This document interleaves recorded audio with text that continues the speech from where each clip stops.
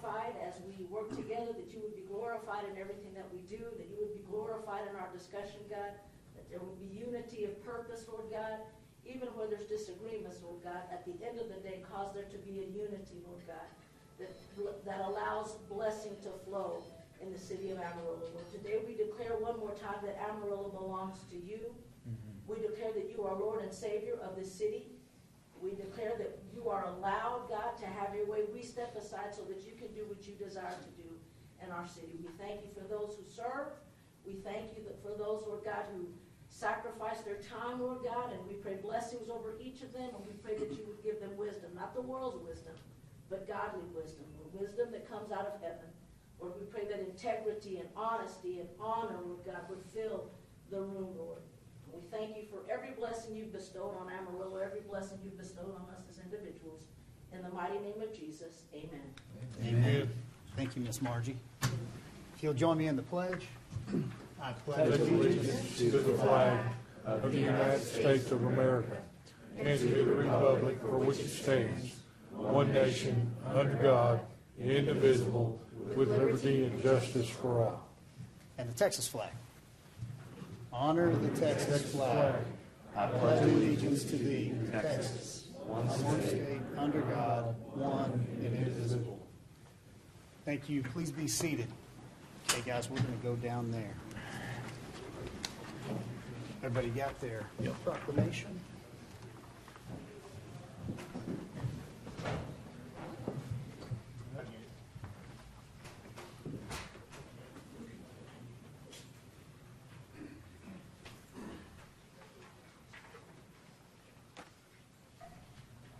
Okay, are we good here?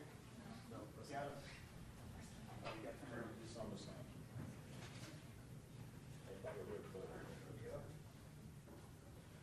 All right, now we're good. Okay, we've got a few, one recognition and then a couple proclamations here today. During this part of our meeting today, we get to honor and recognize parts of our community that we are the recipient of their hard work. And so I believe, who has the first one? Is it Don? Blank Spaces. Yep. So Don Tips is going to go ahead and do our recognition. Thank you.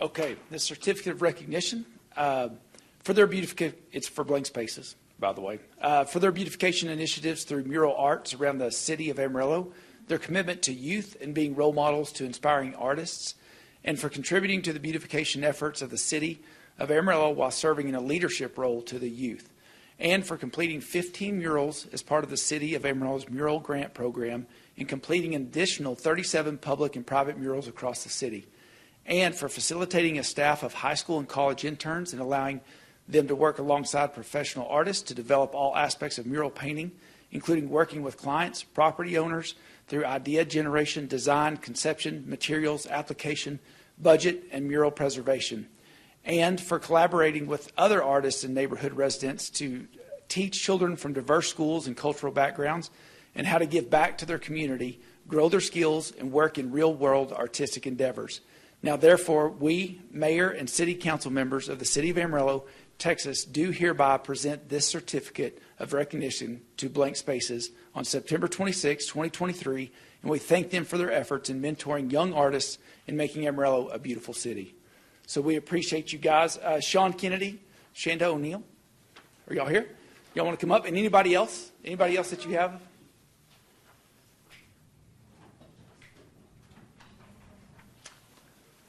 How are you, sir? Good. Good to see you. Hey, how are you, man? Good. Oh, you would do that? Okay. One, would you guys like to say something first before we do a photo? You don't have to. We certainly will. I'm gonna sing a quick song real quick.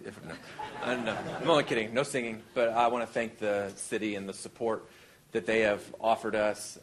Jason, all the people that are here, Cindy. It's been a fantastic experience, and we are so thankful. Our kids are the real recipients of this. It's amazing to watch them over the last 5 years grow and flourish and become outstanding citizens.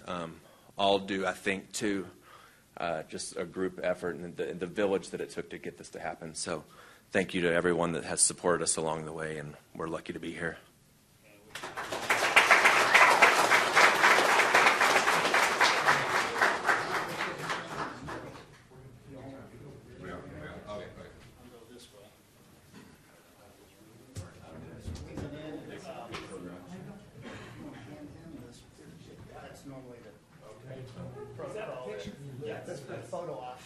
There we go. There we go. All right.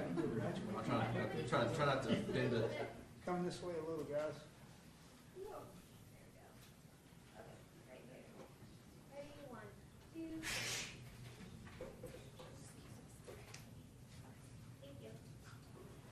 Thank you, guys.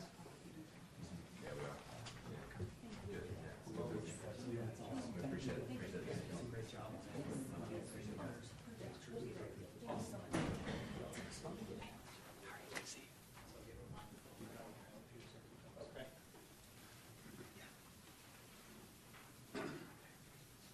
Thank you, ma'am. Just real quick, before we move to our next, our first proclamation, next item. Outside, when you guys came in, everything that you saw over there on the wall is a photo of what they've done around town. So we're huge supporters, and we appreciate Blank Spaces for all that they do. I believe, do we have, Ms. City Secretary, is it High Plains that's next? Yes. Okay. Yeah. Councilman? I noticed we have a lot of people here from High Plains Food Bank. Why don't you guys come up here so everybody can see you while we're reading about the work that you do and appreciate. I know some in the back, so y'all come on up, and then we'll talk about the proclamation for Hunger Action Month. So the city does have a proclamation that we signed for today and this month that reads, whereas hunger and poverty are issues of vital concern in Texas, where 13.7% of people face hunger and 1 in every 6 children do not know where their next meal will come from, and whereas the city of Amarillo, Texas is committed to taking steps to combat hunger in every part of the community and to provide additional resources that those in the need, whereas the city is committed to working with High Plains Food Bank, a member of the Feeding America nationwide network of food banks, and educating people about the role of importance of food banks in addressing hunger and raising awareness of the need to devote more resources and attention to hunger issues.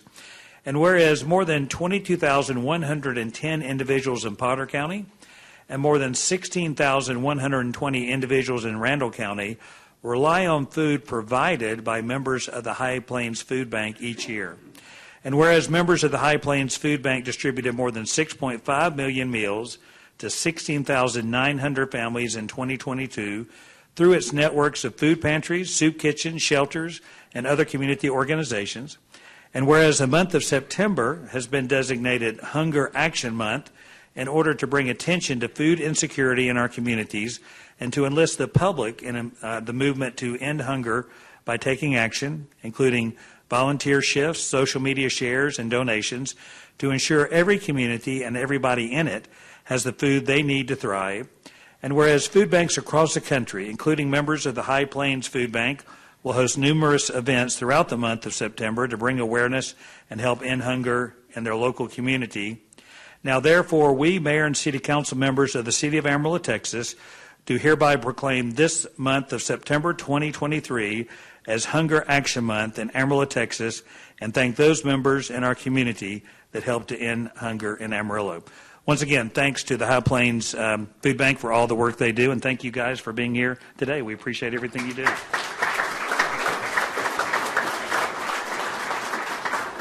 Let me introduce Zach Williams, as the Executive Director of the High Plains Food Bank.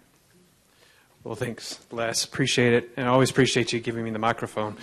No, just wanted to say thank you, Mayor, City Council members, for this opportunity. As this year, as you probably are well aware, has definitely been a year to remember. We've got, high rates of folks who need help throughout the community, and now we have had natural disasters on top of that hit all over the Panhandle this year. So we appreciate the opportunity. We're trying to this month to bring awareness to it as we get ready for the holidays, which is hard to believe it's right around the corner. And also want to say a big kudos to Blank Spaces out there.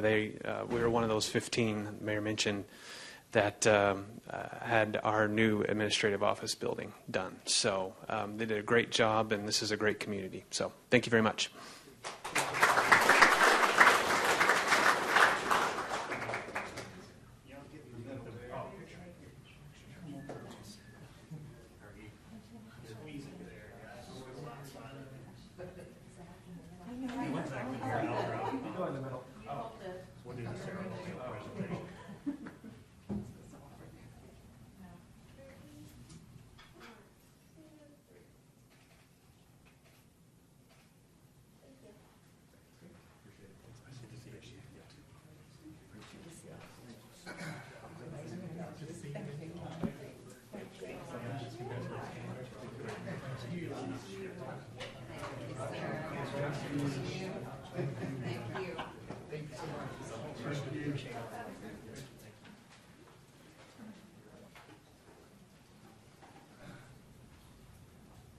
All right, next one up is going to be National Preparedness Month. I know this group has been super busy this year, so Max, if you want to bring your group from Office of Emergency Management up and declare this one. So I know y'all have had your hands full this past year with everything from tornadoes to flooding to house fires, anything and everything. You guys are the ones that help keep us safe and operate this stuff at a professional level. So whereas National Preparedness Month serves as a reminder that we all must take action to prepare now and throughout the year for the types of emergencies that could affect us where we live, work, and visit.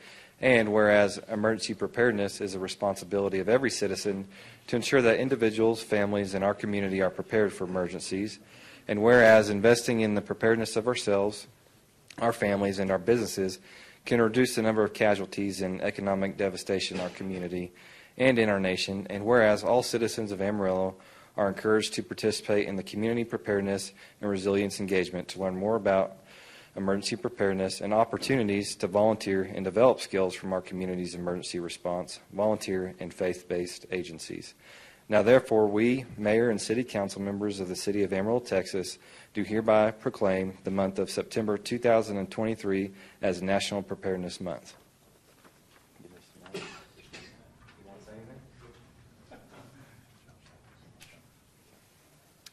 Ladies and gentlemen, thank you, Mayor and Council, for this recognition of this month. It is suiting that it be the companion to Food Awareness Month as well. Preparedness is a very large goal. It is a national goal, and we want to be able to share that with everyone. So one of the missions in our team is just that, providing the means for anyone who has that panhandle spirit of giving and helping in times of need.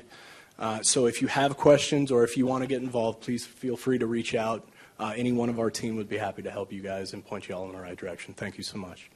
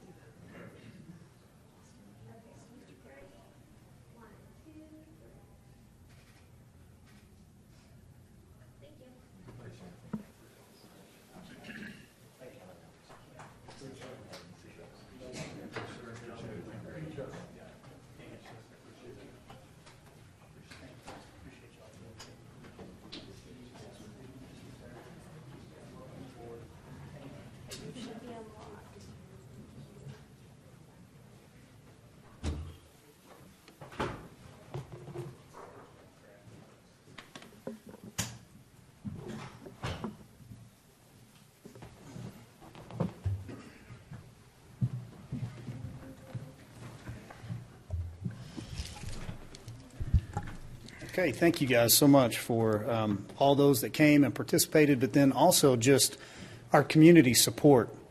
Everything from our emergency responders to food insecurities. It's a reminder that we're not just here to talk about potholes and taxes. We're really here to talk about our community. And so appreciate everyone being here today. We are are ready to move to our public comment portion. And so I see our city secretary is heading that direction. So I won't ask whether or not she had anyone signed up. We do have one. Okay. Great. Well, then we will just continue to speak into the microphone until we get to that one. And then that one will get us going. And then I'm going to offer it to anyone that else that would like to speak. So you can go ahead and make your way up, Mr. Stank. Let me, very briefly, we allow 3 minutes for public comments. At the end of 2.5 minutes, you'll hear a warning beep reminding you to wrap up your comments. If you talk about items not on today's agenda, council is limited in how they can communicate with you. So they may respond with a statement of fact, they may refer it to staff to step out and discuss it with you, or they may request it be put on a future agenda. So. Thank you, ma'am. Mr. Skank, we presume you reside in the city limits. Yes, I do, Okay. and I actually have printed comments this time, so you know. Okay. Okay. Let me just start with, I know you guys didn't have anything to do with the current contract with the ballpark and the ball team. So none of this is directed towards y'all. It's hard to believe we have such a terrible contract with the Panhandle Baseball Club, Inc., a.k.a. Elmore Sports Group. They use the Panhandle as a little shell so that when things go haywire, it's just that little shell that gets involved. This latest demand by them to make us spend $4.5 million smacks of just basic extortion. A little history. Started back in really 2008, DAI, Downtown Amarillo, Inc., decided to put a catalyst project in. We have a convention hotel, a parking garage that's really hurting us right now, and a baseball park. Les was a board member of that group, and DAI started in 2008 as a private nonprofit organization intended to implement the downtown strategic plan. It included those things, the convention hotel, the ballpark.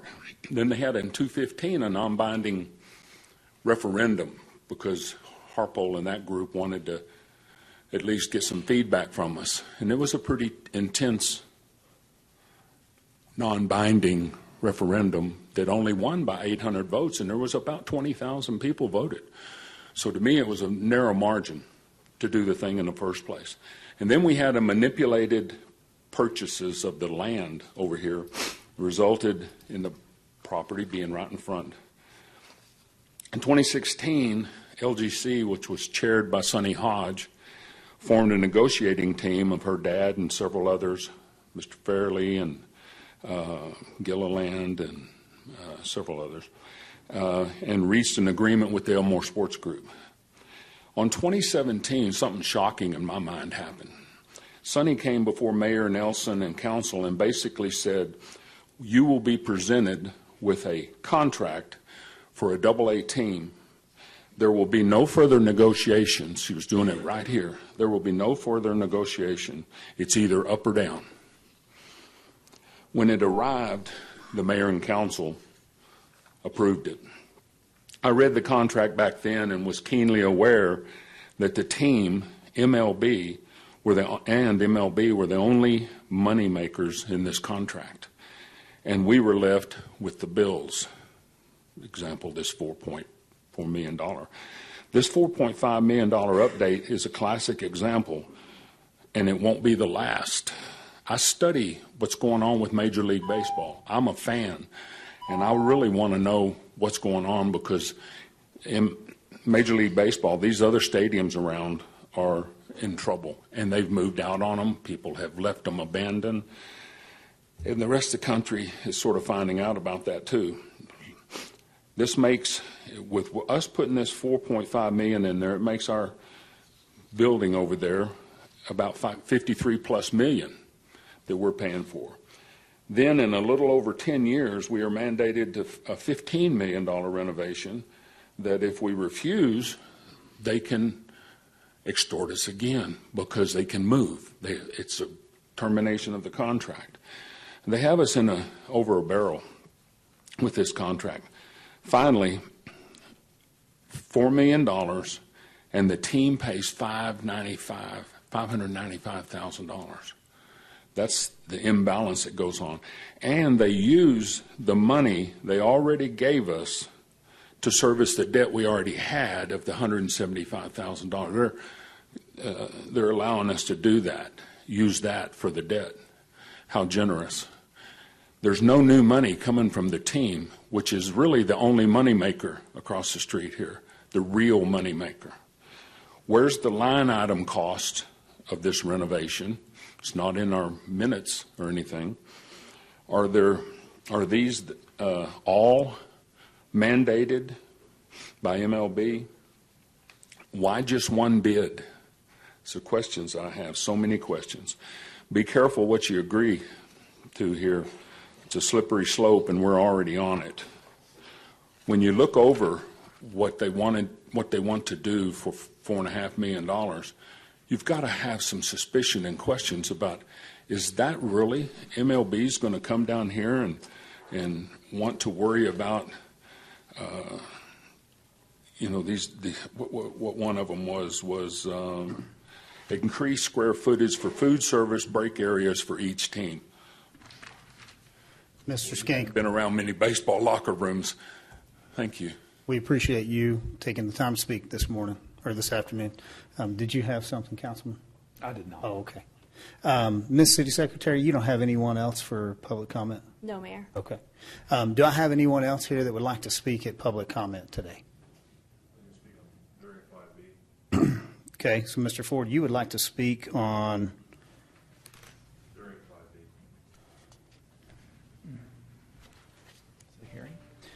8B?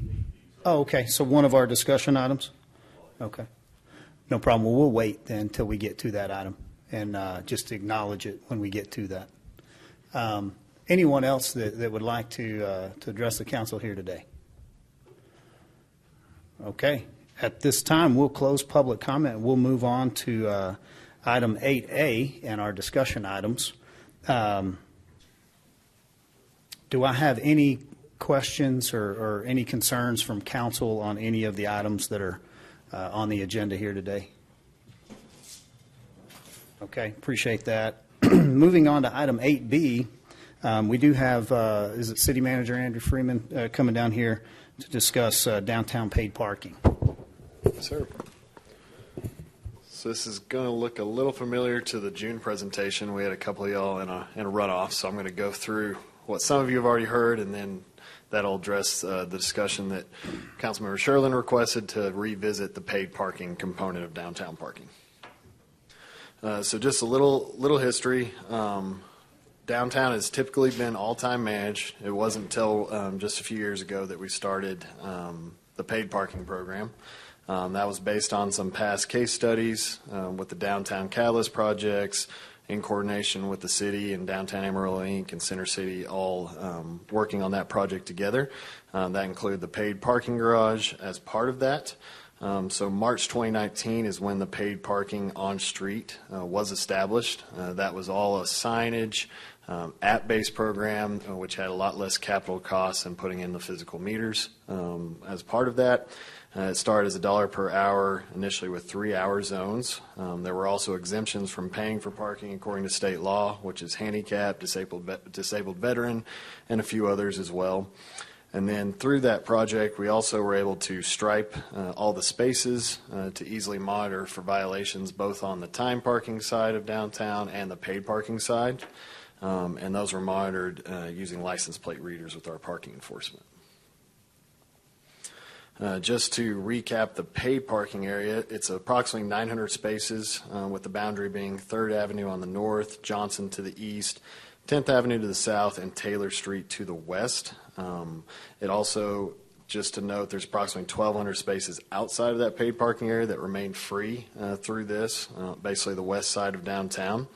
And then within the area, there's also many surface lots, 900 plus spaces that aren't charged parking, so those are free surface lots. And then the city parking garage as well that is credit card only with 480 spaces. This next map is pulled from our website that also just highlights the various options downtown for parking.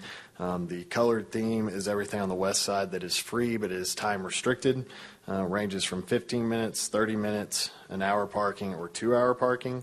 And then everything in the green there is the paid parking area, and then the brown is just indicating all the free surface lots that the city of Amarillo owns as well. And then the yellow with the dollar sign is the paid parking garage. And we've also indicated the handicap spots available downtown as well. Now just to talk a little bit about the current parking data, with the caveat that we currently only have one parking enforcement officer. We still have one vacancy that we need to fill, so that is why you'll see reflected here that the violations filed are much lower than previous years. Once we get up to speed with 2, you'd see that number increase. But we have seen steady growth in the app-based parking. That's where you'll see the transactions, total for parking fees and total for transaction fees. That all comes from the Park Mobile paid program. You can see in the current fiscal year that's ending, we're up to almost 25,000 transactions for revenue of 43,000, and then deducted from that is some transaction fees of 6,500, so a little less than 40,000 revenue from that. And then the next line, parking fines paid. This is outside of the paid parking program. This could be someone's in the paid parking zone that didn't use the app and received a violation, someone in the free parking area that didn't move their car within the time limit that received a ticket, or somewhere else across town, whether it's a handicap violation or fire zone violation. That would all fall in those fines paid. So you can see the drop from previous year from 114,000 down to 30,000 for the current fiscal year.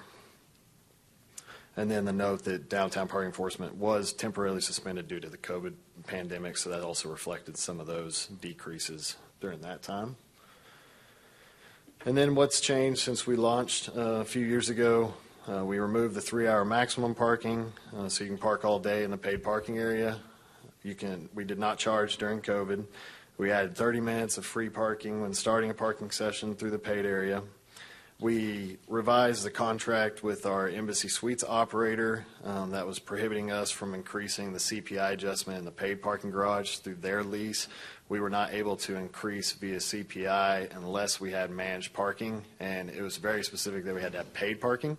So we made an amendment that now it has to be on-street parking with either paid parking meters or free short-term time limit parking for on-street parking within the area. So basically now it has to be paid parking or time-restricted parking. And then we'd be able to every year adjust for CPI and the rent that they pay. We have continued to receive ongoing concerns about the phone app-based system instead of the physical kiosks.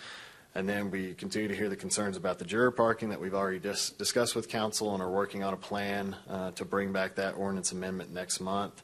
We've gone through the process to see how best we can adjust, and we've got the software that allow us to enter in the license plates of any jurors that they can pre-fill out on their pre-fill questionnaire, provide that to us, and then as we drive through, we can see if they're a juror and not cite them for either not paying for parking, or if they're in a time-restricted area, we can go ahead and not charge them a penalty because they're serving for jury duty. And those are all the topics I wanted to cover, just kind of bring the conversation up to speed with everyone. And then this discussion was really to get your feedback on the downtown paid parking. So happy to answer any questions. Okay. Thank you, Mr. Freeman.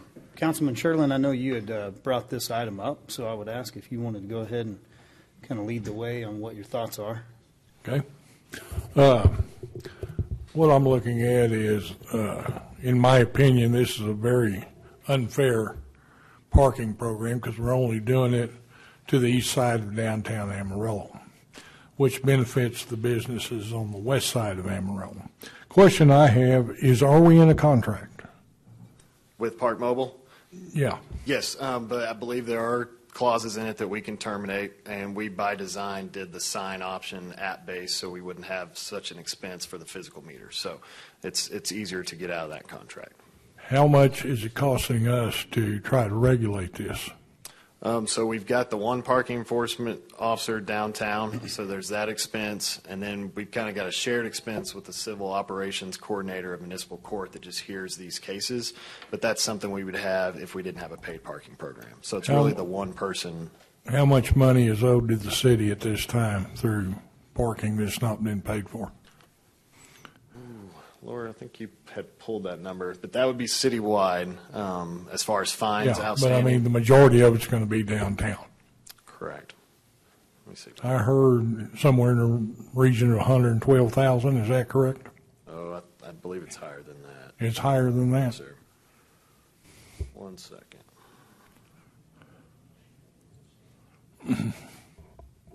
So,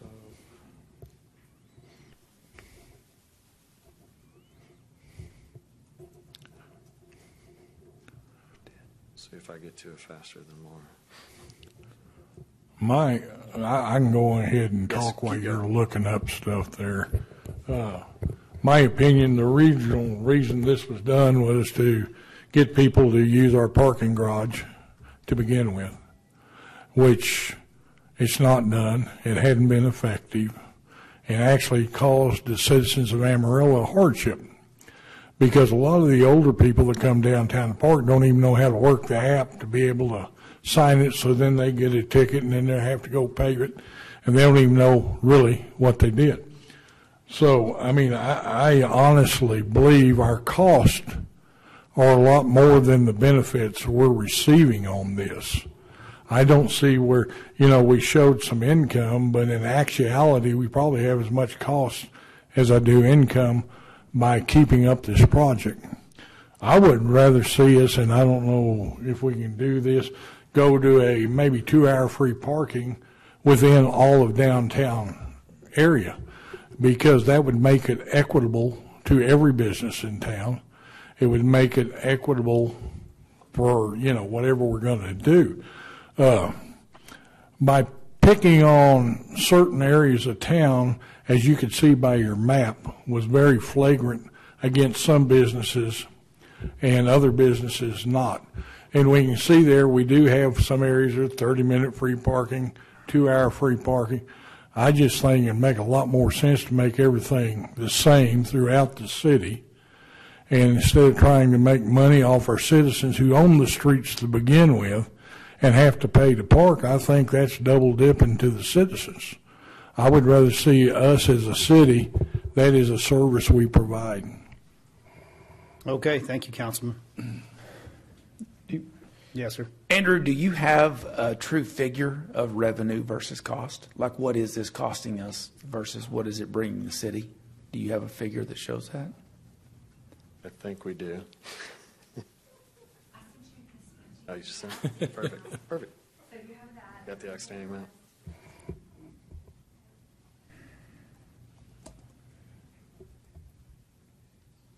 And you're talking downtown specifically, just that one parking enforcement officer, which we would, just clarify, we would still have to have if we didn't have paid parking.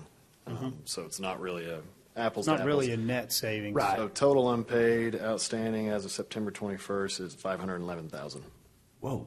Outstanding, Outstanding of violations. and that could be over the last 5 years. Okay. Correct. 511,000? 511,000. And part of that is we have not at least taken advantage currently of actually towing people that we find on the streets that haven't paid those. So it is a matter of if they're pulled over or if we find them. We're not, Okay, so- not as heavy-handed on getting those collections. So this is kind of like the lawn mowing thing that we had. Like Correct. we have all this outstanding, Correct. but we just, and then we've Exactly. got the cost of trying to recover it and Exactly. all that kind of thing. So do we have a cost versus revenue right now? I mean, and again, to Mayor's point, I would take that one staff position. Yeah. That's net zero. So we're bringing in 70,000 right there. That probably more than covers the staff person that monitors the entire downtown. So it probably covers the half that would be the east side of downtown for the paid parking area. So, We have professional fees of about 45 a year. 4,500. Yes. So we got the fees involved.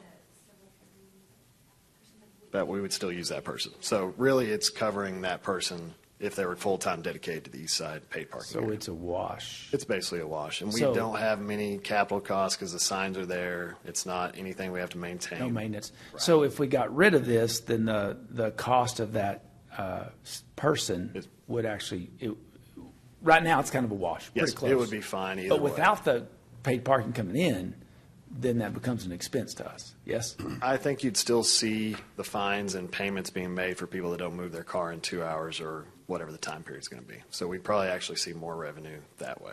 So do we see the people, I know that we still have the 2-hour parking in the other part of the city. So do we see the 2-hour parking? Do we see like statistics on how much those people pay that fine versus how much people pay the fine for being outside their, is that even, I know that's a stretch. Yeah, so that's the 30,000. If we had more people going around checking the time limits, that's where you'd see 100,000 area increase. And we are working to fill that vacant position currently. And you may have addressed this. What's the reason for the drop in 21 and 22 in the paid fines? The staffing. Just not having someone out there checking all the time zones as constant, because the downtown person has to work citywide now, so she's not always downtown. Oh, so that created about a $84,000 difference? Correct. Okay. Okay. Yeah, 120 square miles of driving. For one person? For one person. Okay. Which we are working, because that's now being assigned to the city marshal's office, so we're going to have more folks that can help focus on citywide issues as far as illegally parked vehicles in neighborhoods. We don't have to pull somebody out of downtown. So that person manages every bit of that? Right. That's illegal what they've been parking responsible anywhere? for. Yeah, we had two basically handling all of that, so it didn't become a police issue where they had to go handle illegal parked cars. Okay. Correct. Thank you. Yes, sir. I mean, as far as the direction, that you're asking, I personally think we just need to get rid of it. I mean, I don't know. It sounds like it's going to be minimal cost to get rid of it. I think it's going to be fair to our citizens, and I mean, the numbers speak for itself, in my opinion. So that's where I stand. So the cost that we're looking at would be the removal of the park pay or whatever that is. Right. So it'd just be terminating that contract, and we'd swap the signs out with time To the restricted. 2-hour and that type of deal. And that would minor. make it uniform throughout downtown pretty much. That would be the other component, since Councilmember Sherlin brought that up. That might be a broader conversation, because we do have businesses that might need 30 minutes to an hour, some need 2 hours, and do you focus on any areas that are for employees that need to park 4 to 8 hours? But right now, but as far they as don't. getting rid of this, we could default 2 hours in the ones we're taking away, but if we want to talk city downtown wise, that might be a bigger conversation. But the employees and servers that we talked about, like with the restaurants on Polk, they don't have a place to park right now anyway, correct? I mean, Yes. they're either having to go re-up this thing or Or they lease spaces with some of the other partners that have off-street parking. Yes. So if we were to streamline it and simplify it a little bit, just looking at the 2-hour limit, that's a need, because if we don't manage that, then what we're going to end up with is vehicles that are left overnight or throughout the day or whatever, and we don't have the ability to truly manage that on-street parking. So you could go to a 2-hour timed parking, which is free parking everywhere downtown, and then you're not really consequencing any existing businesses, because they've already learned to deal with our Park Mobile issue. On the east side, if we just change the east side paid parking to 2-hour time limited, I think that'd be pretty low impact. So then what we would be saying is would you want to bring another discussion with maybe a little bit more education for council going west? Do these 1531 and 2s need to change over there for the good of those downtown businesses? And are there any negative consequences? Right, and more engagement with the property owners to see what their thoughts are on, has it been working in the past? Should they be consistent? Yes. Yes, sir. Do you feel like that'd be an excessive amount of work to engage with them? No, just scheduling the meetings and getting the input. I don't think it'd take too terribly long to get those together. And you feel like if we went to a 2-hour parking just across the board there, changed them all to 2 hours, and just notified those business owners or individuals of, hey, if that's going to create an issue, please let us know why, and then we could do like would we allow somewhat of a lower time cap based on the actual property owner?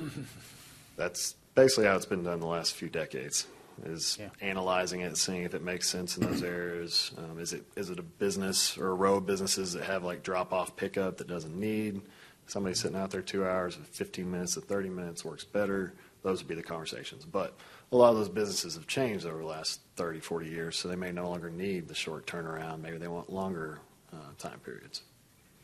But we've got a great partner in Center City and Beth Duke that can also help us gather that input and insight. When we get started off with the, hey, council's kind of interested in across the board similar times, and then just kind of go from there and get the feedback. Right. Well, I'd ask if council, unless we have another question directed at, this overall topic. Yes, sir. Just stepping back a minute, why do you implement paid parking at all? What is the purpose of paid parking? Well, That's obviously not to make a ton of money. I mean, right. we're making some. I think the original intent was to do it in partnership with a paid parking garage. If you're going to have a paid parking garage, if you have on-street free, then people are going to pick the on-street free option. But in the other side, our paid parking garage allows you to park all day. So it's really the preference of people that don't want to move every 30 minutes to 2 hours. So I think they can still work in tandem. On-street should be more the short-term parking. Off-street parking garage should be the long-term parking. Right. But that was the original intent of, it's tough to maybe make money in a paid parking garage if you don't have on-street paid. Well, I guess the other benefit, again, and I don't know whether, maybe there's some areas that would not require 2 hours for whatever reason. I would guess one of the benefits for businesses is you don't necessarily have people camping out right in front of your location. So, I don't know whether, and maybe the 2 hour is the best all over, downtown, or maybe they're more to help the business owners so that they don't have somebody. Because I guess before we had this, there were times where people would park 8 hours. And then the other thing is, I guess if we, whatever we're going to do, making sure that we're doing the enforcement, because it's really not going to do any good for anybody if it's not enforced. Right. Managed parking overall, paid or free, is all about the churn that keeps people from parking there, so the businesses have that accessibility. Yeah. Yes, sir. And, and again, I don't know if we have any data to say, and while the parking garage, we can say whether it's good or bad, it's there, and we still have to pay for it. So I just think we might want to just look at, if the 2 hour works with the parking garage, and we don't think it's going to be any impact, but I think it's just something we need to take into account. Is there anything on the parking garage usage as far as time length on how long people usually stay in the parking garage, or can you tell that? We could definitely pull that data. We've got all that in the system. We could follow up with that report. But we know how long they've been in there, how much they pay for, and we can run those stats. Okay. All right. Yes, sir. Thank you. When I'm looking at this map here, I see most of it downtown that we're talking about west of the area around here is basically looks like 2 hour parking. Your side streets appear to be more of your 30-minute parking, which there's not many businesses set up on the side streets actually. So when you're looking at this, the majority of it is going to be 2 hour parking anyway. And those side streets, I don't really think it would affect businesses that much, but there's a possibility.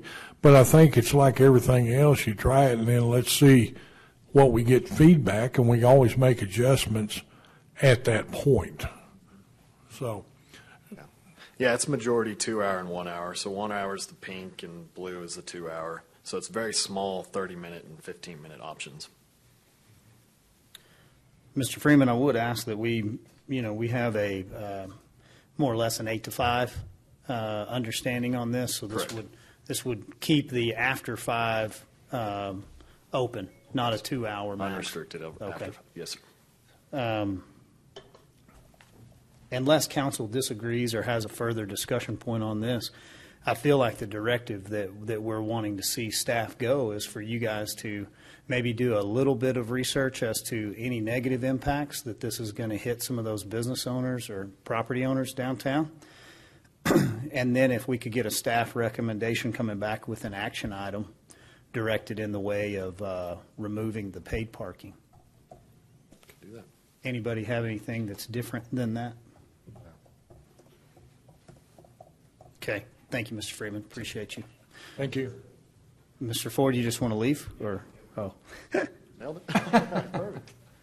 So, yes, sir. If you don't mind stepping to the mic, we'd like to hear what you have to say.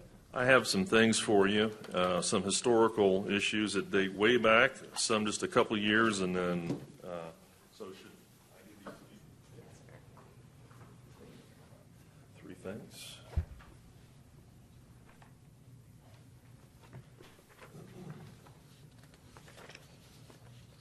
Mike Ford, resident of Amarillo, Texas, and I will just say in terms of parking enforcement, it is very good. A few years back, I was at Young Sushi Rocks for a business luncheon. We were there for right at 2 hours. I was in a 2-hour parking spot, and on the way out, I saw a table of Potter County deputies there and decided I was going to pay for their lunch, not toot my own horn or anything, but just it delayed me getting out. So I left, got to my truck at 2 hours and 5 minutes, and I had a parking ticket. So it's very, very, very good. From a historical standpoint, if you look at this is a page from the Amarillo Globe, 1941, December 31st, 1941. Parking meters are installed. They've arrived. If you look at the back side of the page, July 17th, 1967, parking meters are removed. And if you go back and you look at that intervening period in between, you look at the reasons they were installed and you look at the reasons they were removed, this sounds like the exact same conversation we're having today. So that's all about, if you don't learn your history, you're bound to repeat it, and that's where we are right now. We are repeating exactly what happened. The main argument with the merchants downtown was that the paid parking, there's free parking in other parts of the city. The strip malls were coming into being. Nobody else had to pay, and then they were losing customers downtown. Now it's kind of the same thing. And what other cities will do is they will build parking garages that are free to park in to attract people to come down to their downtown areas to shop in their downtown stores. And there's no charge if you go to the major cities right now, there's no charges for those that could be in Denver, could be in Dallas-Fort Worth or Fort Worth. And then in regard to this, Councilmember Simpson, this will answer the question. This is from 2015. This is an article from your former newspaper, and it says that Mayor Harpool supported the plan. He said, let's do it with the idea it's got to support the garage. That's paid parking. And that's why, essentially, that was the reason for it, as the city manager noted, that it was to support the parking garage. And finally, this Mr. Skank was up here earlier, and he was talking about kind of the trifecta, how did this ordinance here, if you saw the ordinance on the tax notes, this is the mother of all illegal ordinances, okay? This one ordinance got us into the hotel, the MPEV, and the parking garage. It was the subject of 2 city council meetings, 2 working group sessions, and I've got notes in here. I'm not going to go through them extensively, but there are notes in here. If you want to understand the history of how we got to where we got to, this is where it all started. Okay, this is a highly, in my humble opinion, this is a highly illegal ordinance. The caption is wrong. The public notice was insufficient. And there's $10 million or $20 million exchange of properties that were never discussed and never noticed in this ordinance. And that was for the MPEV, and as Mr.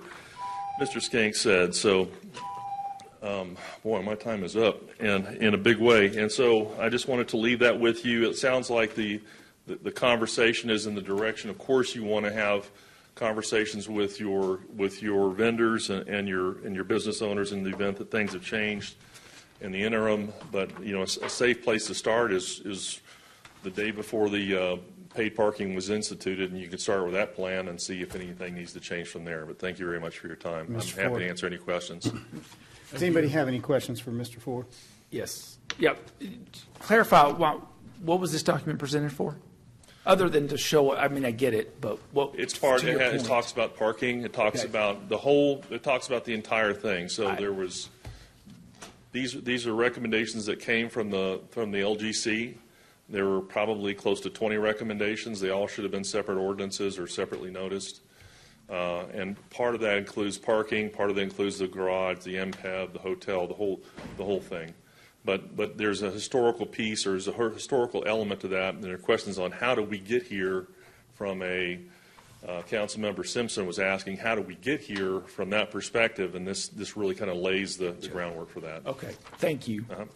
Any further questions for Mr. Ford before he sits down? Not for me. Thank you. Thank you, sir. Just acknowledging a discussion item, and in fairness to all sides, we did allow a citizen to speak along with council here today, and I appreciate you being willing to rise and speak. Do I have anyone else here today that would care to offer anything to this conversation before we move on to the next item? Okay, thank you guys. Appreciate you for being here, sir. Staff, I believe you have some good direction, so we'll move forward from here. Moving on to item 8C, we have Ms. Emily Kohler coming forward to discuss zoning code parking regulations. All right, continuing on the topic of parking, thanks for your time today. I'm Emily Kohler, the Director of Planning, and we're seeking some direction on possible parking code amendments that would help provide flexibility for infill and redevelopment projects. We're starting to run into some challenges reviewing these projects, and since we know that this is consistent with what's coming out of the city plan process, we thought it's possible we could start working on some updates now pending your direction. So just a little bit of background. Parking regulations for new development and redevelopment are the same throughout the city with the exception of downtown. In the central business district. In the CBD, we don't have any requirements for non-residential. So any commercial use coming into downtown isn't required to provide parking, but we do require one space for each residential dwelling unit. So in other older parts of the city, our parking requirements can be difficult to meet. And we've recognized this in downtown, and we've made some changes for that, but we haven't addressed that anywhere else in the city. And it is really common for cities to reduce parking requirements in older commercial corridors as a way to incentivize redevelopment and reinvestment. So I'm going to present a couple options that we've already been working on through the zoning code revision project, and then another one just for discussion. We can consider any of these or any other ideas that you have, but we wanted you to know that we know this is an issue and we've been working on it. So the first option proposes to use some of what was drafted during the zoning code revision project to address infill and adaptive reuse. This would probably just add a new section to our parking code, which is 410-211. So projects are either changing in use in an older area or expanding their usable floor area by a certain percentage would trigger the parking requirements. So not everything that's happening in an older district necessarily would even trigger the parking requirements. Some cities do allow on-street parking to be counted. This doesn't propose to allow that. And so in infill lots in the commercial zoning districts, the applicant could opt into a 20% reduction in what's required just when they come in to have their project reviewed. So that's a vacant lot, new construction. And then if they're working on reusing an existing building, the way we had drafted it previously was that they would have to be located in one of our adopted neighborhood plan areas, because those are our revitalization focus areas. And then the building would have to meet one of these three things. It would have to be at least 20 years old, a dangerous structure, or vacant for more than 3 years. And then they couldn't be expanding that building by more than 50%. And then they would qualify for a reduction of 50%. They could also use off-site parking that wasn't immediately adjacent to their lot. And then in addition to those things, we had proposed that the planning director could administratively approve a 10% reduction. And right now, I don't have any flexibility to do that. So some of the pros and cons with this one is, we think, very consistent with the direction we've heard through city plan and the community input that we've received. on working on to revitalize our older neighborhoods. This wouldn't require any application fee or a separate application process for a developer. We have a draft of these, so we could bring this to you relatively quickly, but I think we'd like some time to make sure it aligns with some of the other things we've heard through city plans. So, for example, right now it just says neighborhood plan areas, but we have this concept that's coming out for neighborhood main streets that may not be within a plan area. So these are older commercial corridors.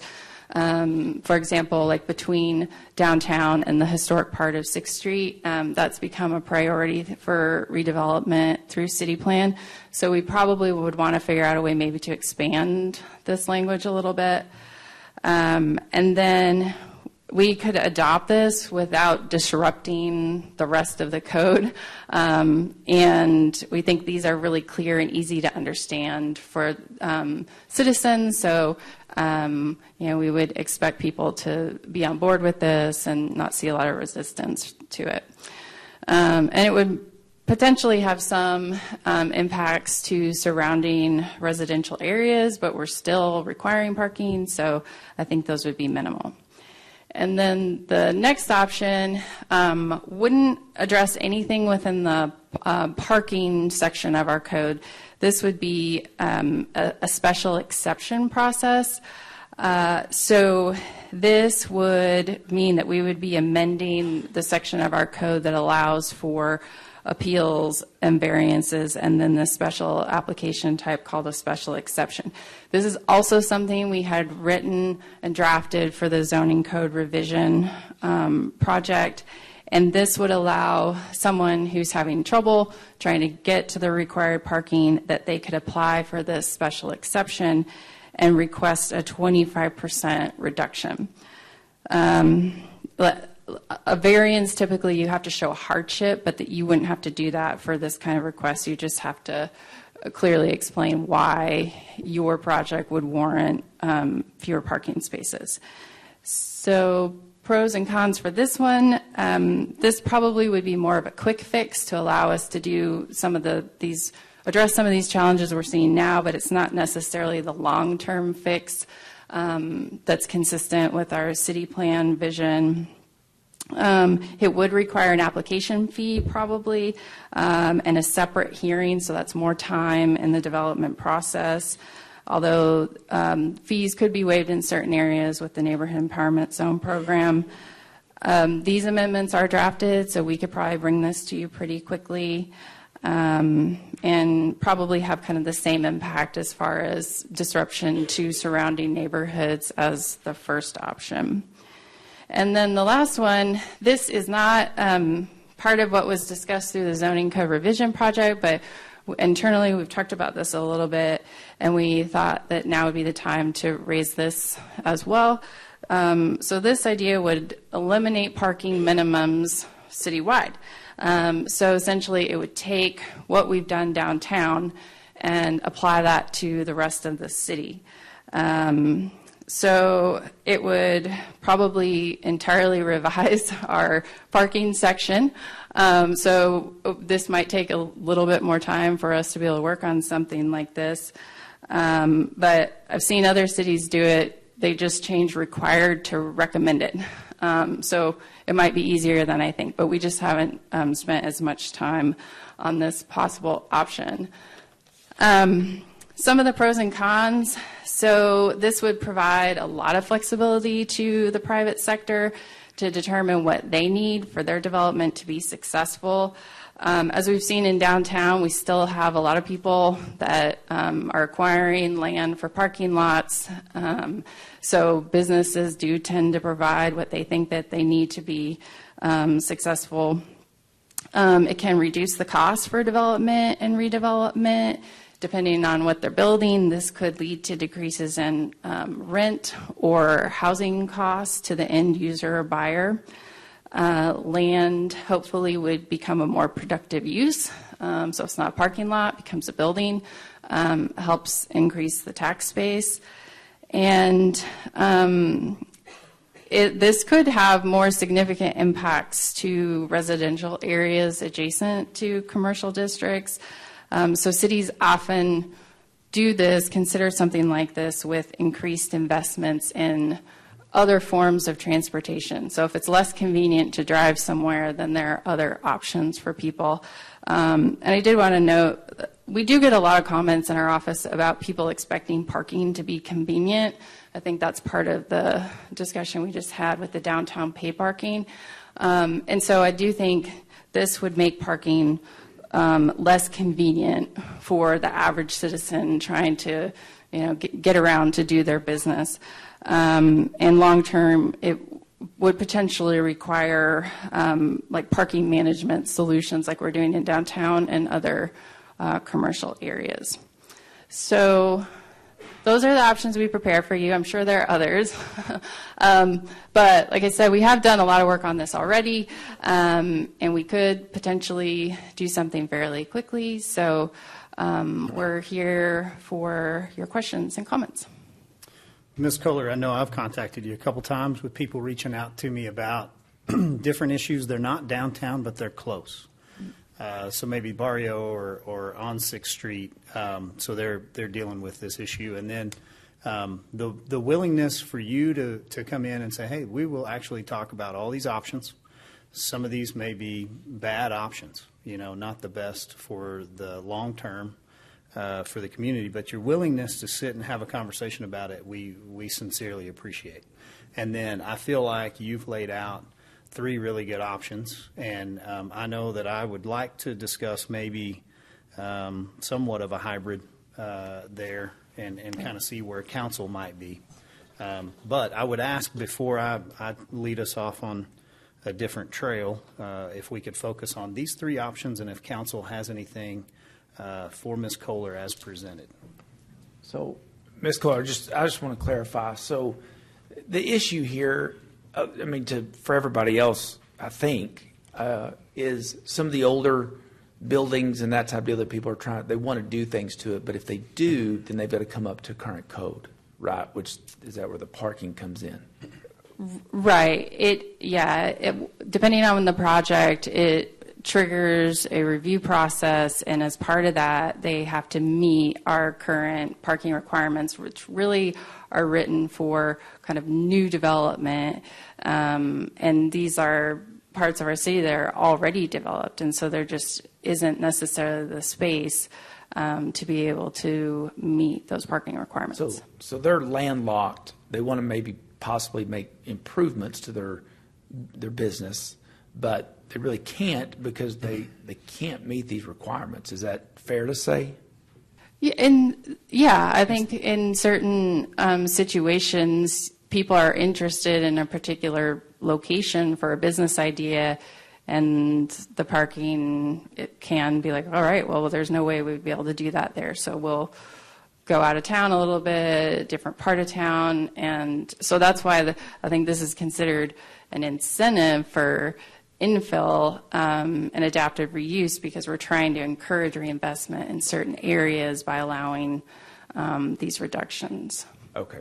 So then that's where we're looking at the 3 options is for that situation to maybe help them to have the option to infill or to do the renovations or. Yeah.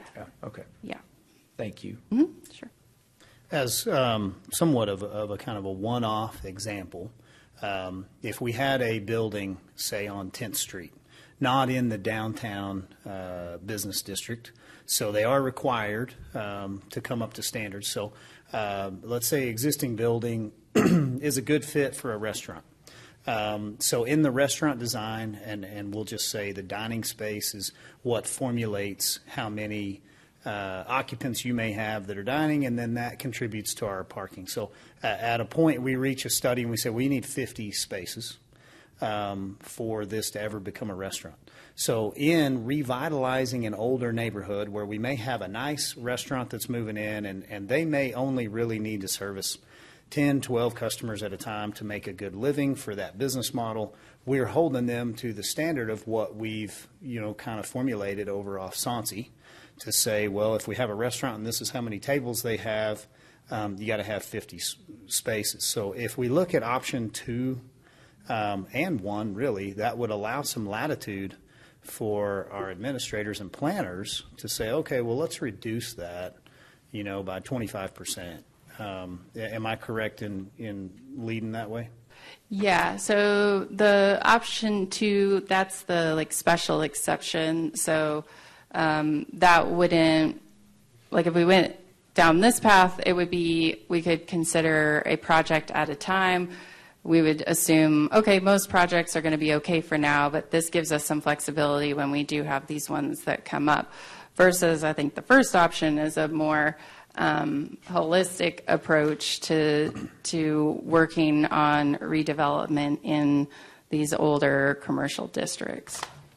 So let me just run that example real quick. Let's say we have a small restaurant with a larger dining space, and it could be a 40 parking space requirement. In option 1, what would you be able to do for them? Let's say they're on 10th, but not in the downtown district. Right. So they would, if they're on 10th, they would be in the Barrio neighborhood plan area. So that's the adaptive reuse. So that say it's a retail, it's been retail or it's been vacant and it's turning into a restaurant, then that would be the adaptive reuse. And so if their required parking is 40, then it allows a 50% reduction. So they'd have to have parking for 20. And then they could also work out an agreement if there was a lot just down the block a little bit. They know that business owner and they can use some of that space to meet there. So they can do 15 on site. Maybe they could get 5 more in a lot that's a couple lots down from them. And planning could work with them to allow, for that written agreement to count those additional 5 spaces. Right. Or you could allow for on-street parking, not on that street, but potentially other streets. Well, the way we could, the way that it's written right now is we wouldn't count on-street towards it. Okay. But I do know that some cities do allow a certain percentage of on-street to be counted. What's the negative with allowing the on-street parking? It's kind of hard to manage. Residential issues, people parking in front of somebody's house? That's part of it. And then I think just if this business says they're using 3 on-street spaces and then the next one says they're using 3 on-street spaces, it gets sort of hard to track that. Okay. Can I ask a basic question? So as a city, we're requiring, with the codes and ordinances that they have to have so many parking spaces. If I open up a restaurant and it has 50 tables and I've only got 15 parking spaces, isn't that my problem? I'm not going to be able to serve very many people. I mean, the reason for this, the code ordinances, and to Mayor's point, if it's in a residential area, people parking in, residential places, but I mean, people can park on the streets if they want, right? I mean, that's not illegal, unless they're blocking drives or something like that. Why would we even, and again, I'm just throwing this out here in discussion. If the building is in certain areas or maybe certain age, why would we even apply these at all when they're in a landlocked area? They can't do it. We want development in these areas, but because of these restrictions, people don't want to do it. If I'm going to open up a restaurant and I don't have parking spaces, that's my bad. But that's a business decision that I'm willing to make. Or if I just want to open up a bakery, I've got 5 spaces, great. People are just going to run in and out. But no one's going to come to my restaurant that they can't find a parking space or they've got to walk, forever. Well, that's a bad call on my part, but that's my business decision. So is that fair to, y'all help me out here because I just don't get it why we would dictate that, while we want this redevelopment in these older areas. Why would we as a local government get involved in a business decision that if I want to open a business and it doesn't have enough parking spaces, that's, in my opinion, probably a bad decision. If I could offer please, a line that I would love to be able to stay on one side or the other. When we back away from regulating private business, we have to trust our private business owners and our citizens to handle themselves in a professional and adult-like manner, right?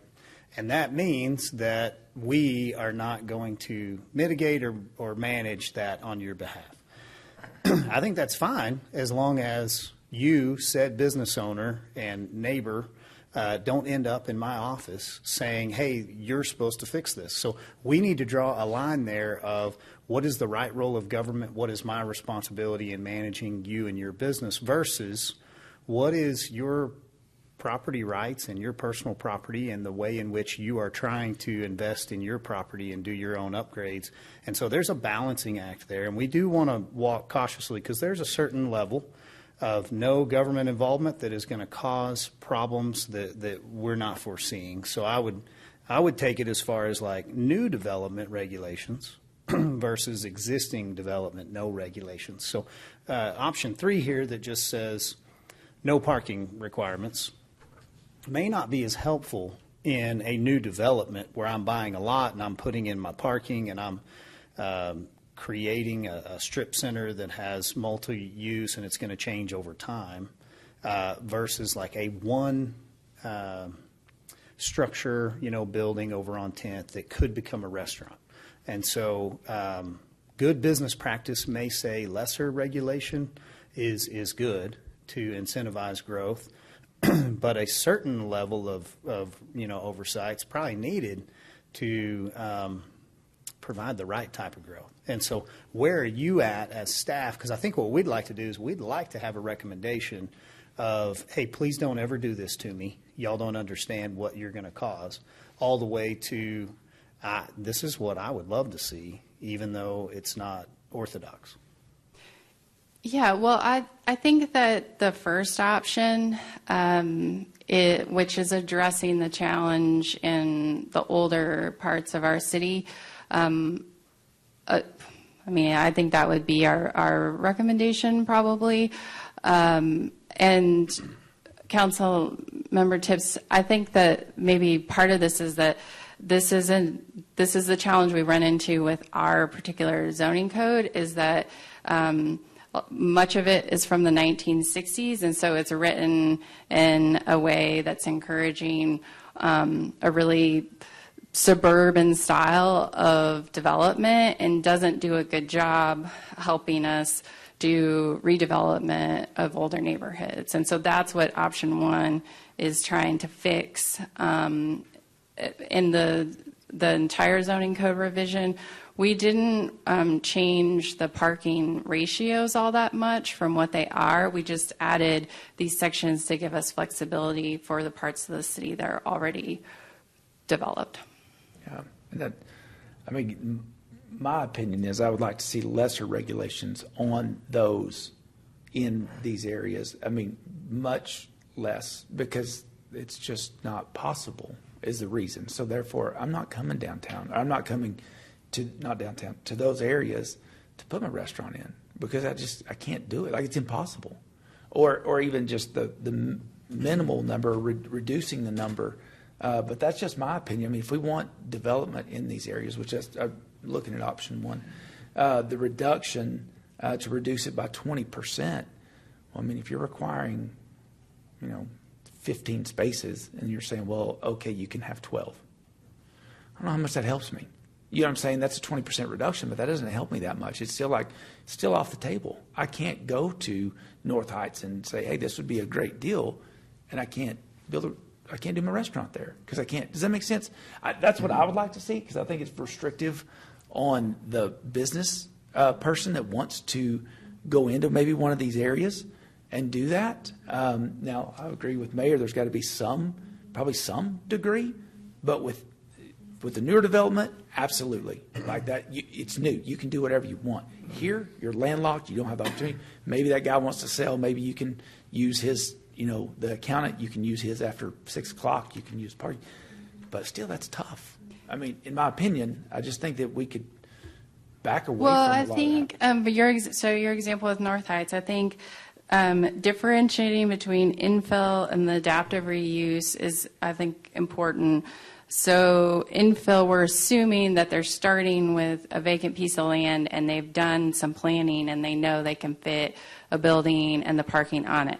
And then the adaptive reuse, that's an increase, so that's a 50%, so that's half. So I think that gives us more, that might help address that concern. And then we've also kind of been debating, like, my administrative 10%, can I do that on top of the 50 and the 20? And that, that's a pretty significant reduction if we allow that as well. And I think between those three, that gives us a lot of flexibility, but also also my office is responsible for orderly growth and development. So we do have to think about the impacts on the adjacent residential areas. And so I think that that's the argument for ensuring some consistency with parking, is that we're not creating too much of a nuisance with circulation in the adjoining residential areas as well. Thank you for that clarification.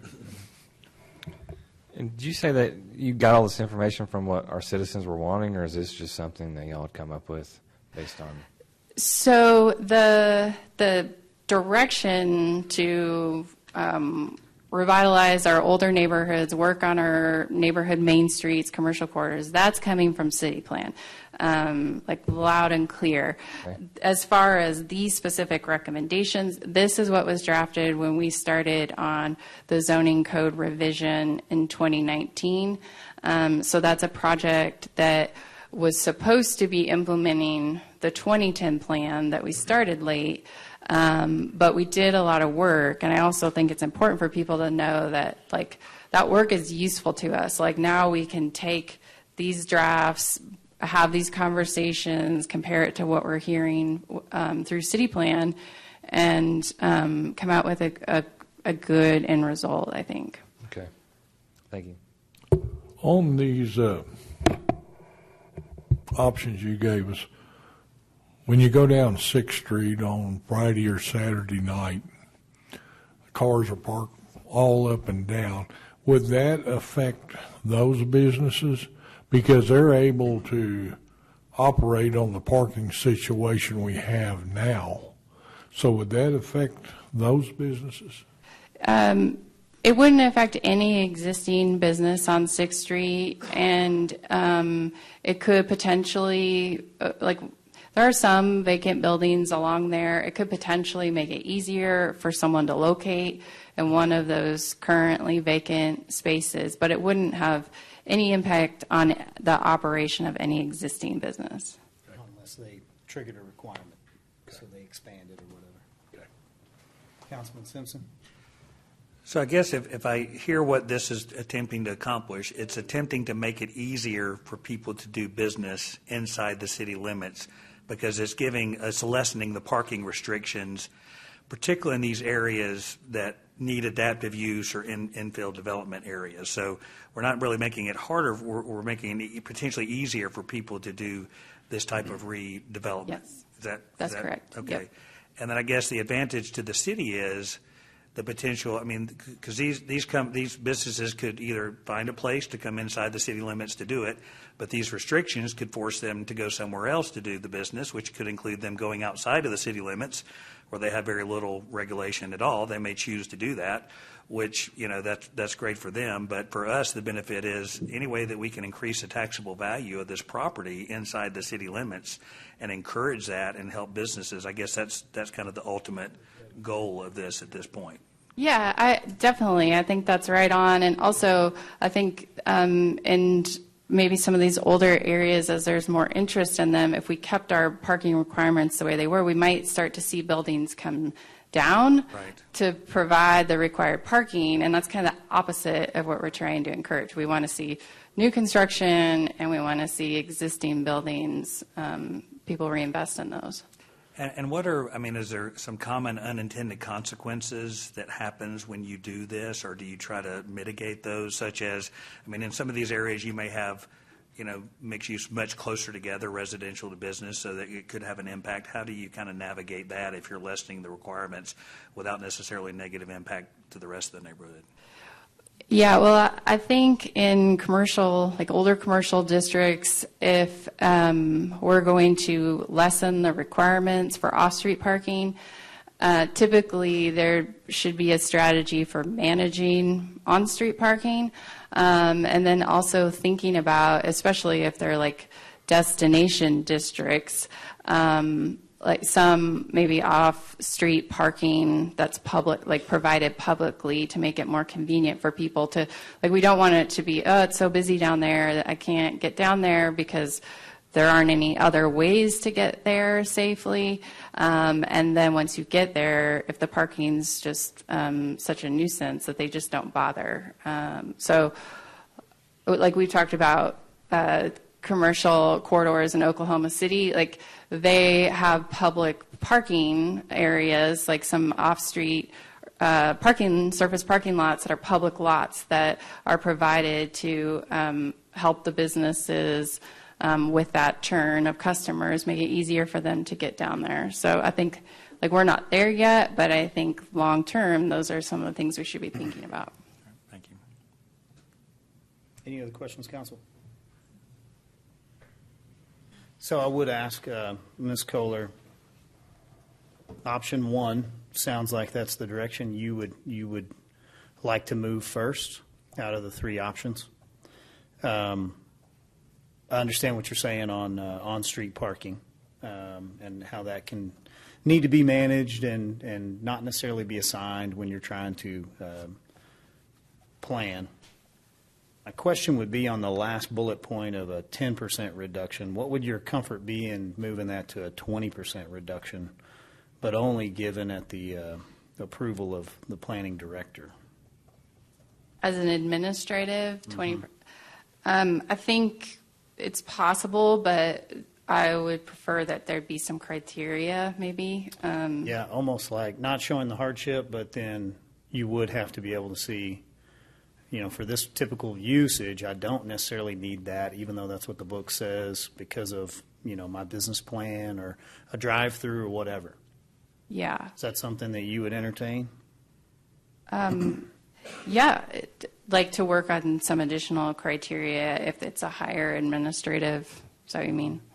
Or I think 20% is a lot for me, like to feel comfortable making that decision just without any additional, because the way it's written right now, it's just 10% isn't going to do enough damage for me to have that authority to say, but 20% possibly could. So if there was criteria that like helped me make that decision, I think I'd be more comfortable with that. Okay. Council, you guys have a feeling on option one and kind of directing staff to work towards something to bring back? Are we all somewhat agreeable that we think less regulation and parking minimums is something that, you know, our community works well with? We can look at the central business district. They're not having fistfights over parking spots. So I think we're getting along downtown and making it work. We've seen a lot of revitalization, and I think that this is something that could help us in other areas. So are we good in directing staff to go and work towards an option one? Yeah. I think there's an age thing here, you know, that you brought up, you know, to specify either an age or location, whatever it is, so that we keep what we have for new growth. Mm-hmm. Like they have to do certain things. But for these that we want to encourage, that, so I think I'd like to see that, and maybe you've got it in the wordings here, but I mean something that says for this type, it's this, for this, it's this. Okay. Yeah, and I think if you even separated out development versus infill, because if I'm looking at a unused lot that is, you know, creative in its plan for my usage, that's totally different than me having an acre of land that I can easily put 50 parking spots on. Right. So, not that it's on here, but it would be relevant to what that would affect in the landscaping ordinance. So I'm sure you'll entertain that as well, and then we could see if if we're negatively impacting that landscaping ordinance in any way? Yes. Okay. Yeah, we'll review that against that. Okay. Well, if you have what you need, I appreciate the discussion. Yeah, I do. Thank you all very much. Thank you, Emily. Thank you, ma'am. If we could, I'd like to do 8D, and then I think we'll take a short recess. I know we've been pushing here for an hour and a half. But we do have our City Marshal, Jacob Diaz, coming up here to discuss licenses and business regulations. Afternoon, sir. Good afternoon. Good afternoon, Mayor and Council. My name is Jacob Diaz, a City Marshal for the City of Amarillo. That's great. Thank you for giving me time to discuss a proposed ordinance change that we're looking at possibly putting on October 26th council agenda. The purpose of this purpose of this update is the change in the existing ordinance to meet the current industry language and practices.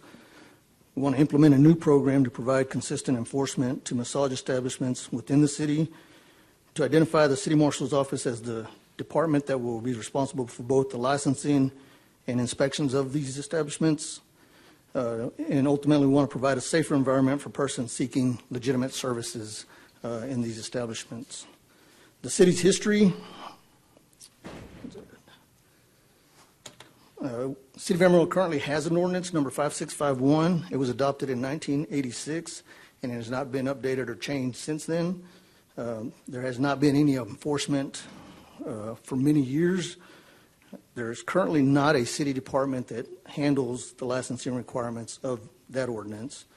The state of Texas does have an occupations code that has certain requirements for massage establishments, and it does have some limitations and also has some additional things that the city can do, or our office can do. Those violations are typically Class B misdemeanors. Human trafficking, as we all know, is a significant increase in human trafficking over the last several years, not just nationally or globally, but even in the state of Texas and even within our city. Illegal massage establishments are a breeding ground for human trafficking, prostitution, and other illegal activities. And one statistic we have is 60% of the illegal establishments are involved with these types of crimes. That number came from the state of Texas Department of Public Safety. What we have found that employees that work in these establishments are typically only there for a short period of time, then they're relocated to another location, sometimes within the city, sometimes they go to other cities. And we've also found that employees in these illegal establishments a lot of times are foreign nationals, so that creates some communication barriers for us. So when we're trying to communicate with them, identify who they work for, we have some significant challenges. And also, these locations are typically adjacent to residential areas within our city. The significant benefits to this proposal or proposed amendment to the ordinance is we'll be doing annual safety inspections for each of these establishments.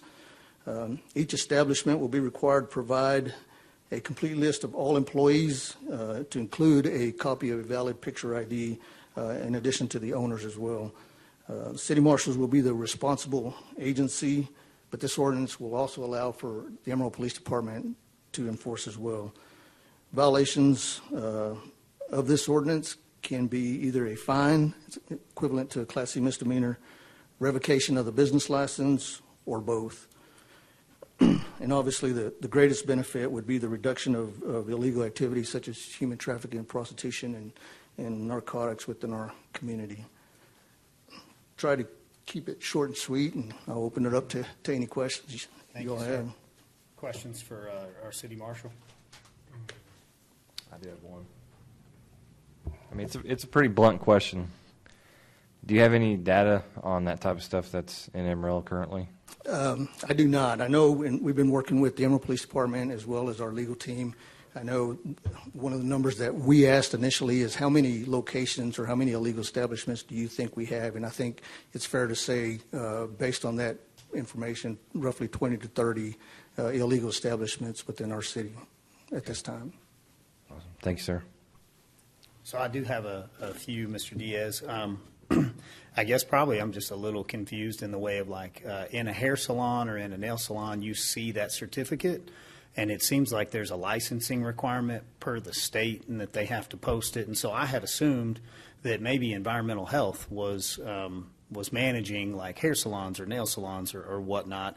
And then I think I, like most people in our community, assume that a massage establishment or, any kind of spa or treatment area would be subject to this. So can you help me identify like what, who does the oversight on the hair and nail salon and maybe why this is something that we don't look at? Yeah, a little bit. What I can tell you is that TDLR, the Texas Department of License Regulations, they do require licensing for all of the above, including the massage parlors, massage establishments, and there are also other additional state licensing. I don't know that we have a city team or department that regulates or does any licensing with hair salons. I don't know if environmental health does or not. We do have that active ordinance. It just hadn't been enforced, and I think that's primarily due to resources. So I'm curious, as like a spa owner, if you owned a spa and you perform massage and you're a licensed massage therapist, you'd be licensed by the state. If that's something that you come and inspect, and now I'm subject to, a few criteria like, I create appointments, I have identification for my customers, I have a license, I have a photo ID, that kind of thing. What will be your operation there, or what would be the corrective measure if I don't have a license? So essentially what we'll be doing is every massage establishment will be required to submit an application through our office, and we'll have somebody in our team that does the processing. We also do a background check, and we'll do that in conjunction with Amarillo Police Department and our dispatch team. We'll do a background check. If everything is kosher, we'll issue that license. It's not contingent on anything that the state's doing other than they do have to meet the state standards. So in order to get a license with us, you have to meet the state standards that are already in existing. And so I should already have my license Yes, sir. with the state. Yes, sir. And then if I own multiple spas, in different cities, I would be accustomed to paying a fee when I register. Will you identify a fee when you bring this back? Yes, sir. We will. And currently we're looking at $250 would be the annual fee. In 1986, when it was last updated, the fee was $100. So we felt it was pretty fair it's almost 4 decades. We are increasing a little bit, but not too much. Okay. Any other questions for our city marshal? And so what you're going to be presenting is, I guess, adding more teeth to the enforcement Absolutely. part of this? And Yes, sir. then also, is there some type of oversight, I couldn't tell, the licensing of them to be able to get a business license? Yes, sir. To actually be in business, so they have to do things that they're not having to do right now? The only additional requirements are going to be like providing a list of employees in ownership so that we can identify them. And if it's after hours, there's already a certain time limit that they can operate, and that's between 8 a.m. and 10 p.m. If for some reason one of our officers or one of the Amarillo Police Department officers goes by in the evening after hours and sees it open, they can ask for those criteria, the list of employees and that type of stuff, and see if they got a valid license. Okay. Thank you.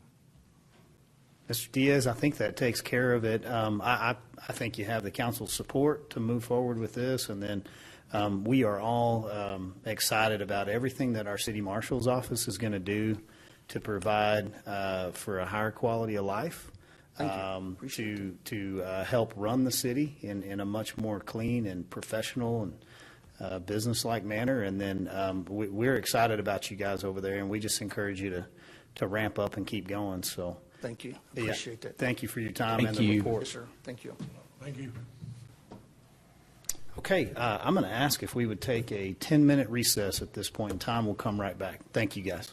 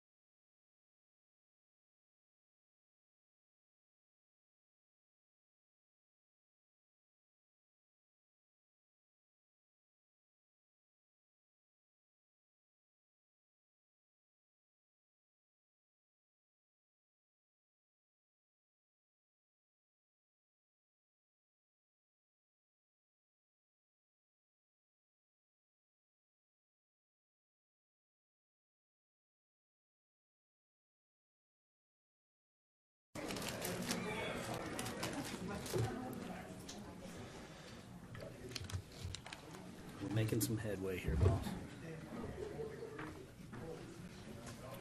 All right, appreciate you guys letting us take a recess. We're called back to order, and we are moving on to item 8E. We have our city secretary here to walk us through election of appraisal district. Thank you, Mayor. Mayor and Council, one of your roles is to help appoint members to our Potter-Randall Appraisal District boards. There are two separate boards there, one for Potter and one for Randall County. This first screen, which I know is hard to see out in the audience, but this is just a snapshot from PRAD's website. I think everyone should be pretty familiar with what they do, but they are the agency that works for all of the taxing districts in our area to appraise properties. They have three arms. They have their board of directors, which is similar to you as council. They've got their chief appraiser. So their board of directors hires the chief appraiser. They appoint the appraisal review board members, and they set the budget. The chief appraiser carries out the appraisal's legal duties. He hires the staff, makes the appraisals, and operates the appraisal office. And then the appraisal review board acts as the judicial arm of PRAD, and they go and hear and resolve disputes over appraisal matters, and they only have authority over issues brought to them. And so we're going to talk a little bit today about PRAD, but I do want to let you know that Senate Bill 2, which was passed in the second special session of this 88th legislative session for the state of Texas, changed the composition of our PRAD board. And so we are talking about 5 appointments for each board this year. That is going to change because if you'll notice on the screen here, we are adding 3 additional elected members. And so PRAD will have an election. Citizens, residents that are eligible may apply to be elected to these boards, and then they're going to get a 9th member in the tax appraiser collector. And so that role at the county has historically been a non-voting ex officio type role, and beginning July of 2024, they will get a vote on this board. So it's going from 5 to 9 members. They will transition to 4-year terms as well. And so this year we're going to go through this appointment process for a 1-year term for 5 members, and then it'll come back again next year, and at that point in time, some members will be appointed to 1-year terms and some to 3-year terms. After that, council will see it come back in odd number years. So, eligibility. To serve on the PRAD boards, someone must live in the county for which they are serving for at least 2 years prior to being appointed. They cannot be related to an individual who's engaged in business of appraising property or representing people legally in regards to the district. They may not own property with delinquent taxes, and they cannot have interest in certain contracts, and those are typically contracts with either PRAD or with the taxing district. And this just is going to go over very briefly the 2 board rosters. So Potter County, we have Zachary Plummer, Kay Ledbetter, Cindy Spannell, John Coffey, Mitzi Wade, and then Sherry Ayler, currently serving as a non-voting member, and that will change next year. Of these 5, Kay Ledbetter is not requesting to serve again. The other 4 are willing. For Randall County, we have Joe Shane, Diane Thurman, Robin Patterson, Bob Lindsay, Ginger White, and Christina McMurray is your tax assessor collector on that board. And of these members, Joe Shane has requested not to serve again. And so this process, council will be able to nominate some members for the board. You can choose the ones that wish to serve again. You can choose other citizens that may be interested that may reach out to you.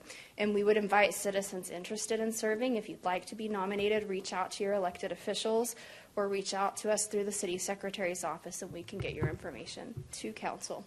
So next meeting, October 10th, we will bring back a resolution for each of the counties. And so we'll ask you to nominate anywhere from 1 to 5 individuals that will go onto a ballot. That ballot will be provided back to us from PRAD by October 30th. And then at our November 14th meeting, we'll have 2 more resolutions where you will get to cast your votes. And votes are divvied up between the taxing districts based on the amount of tax levy for the previous year.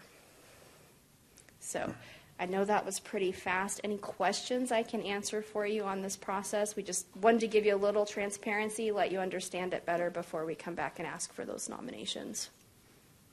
Questions for Mrs. Coggins? All Okay, right. we Thank you. will get going on getting some options for you. Thank you, ma'am.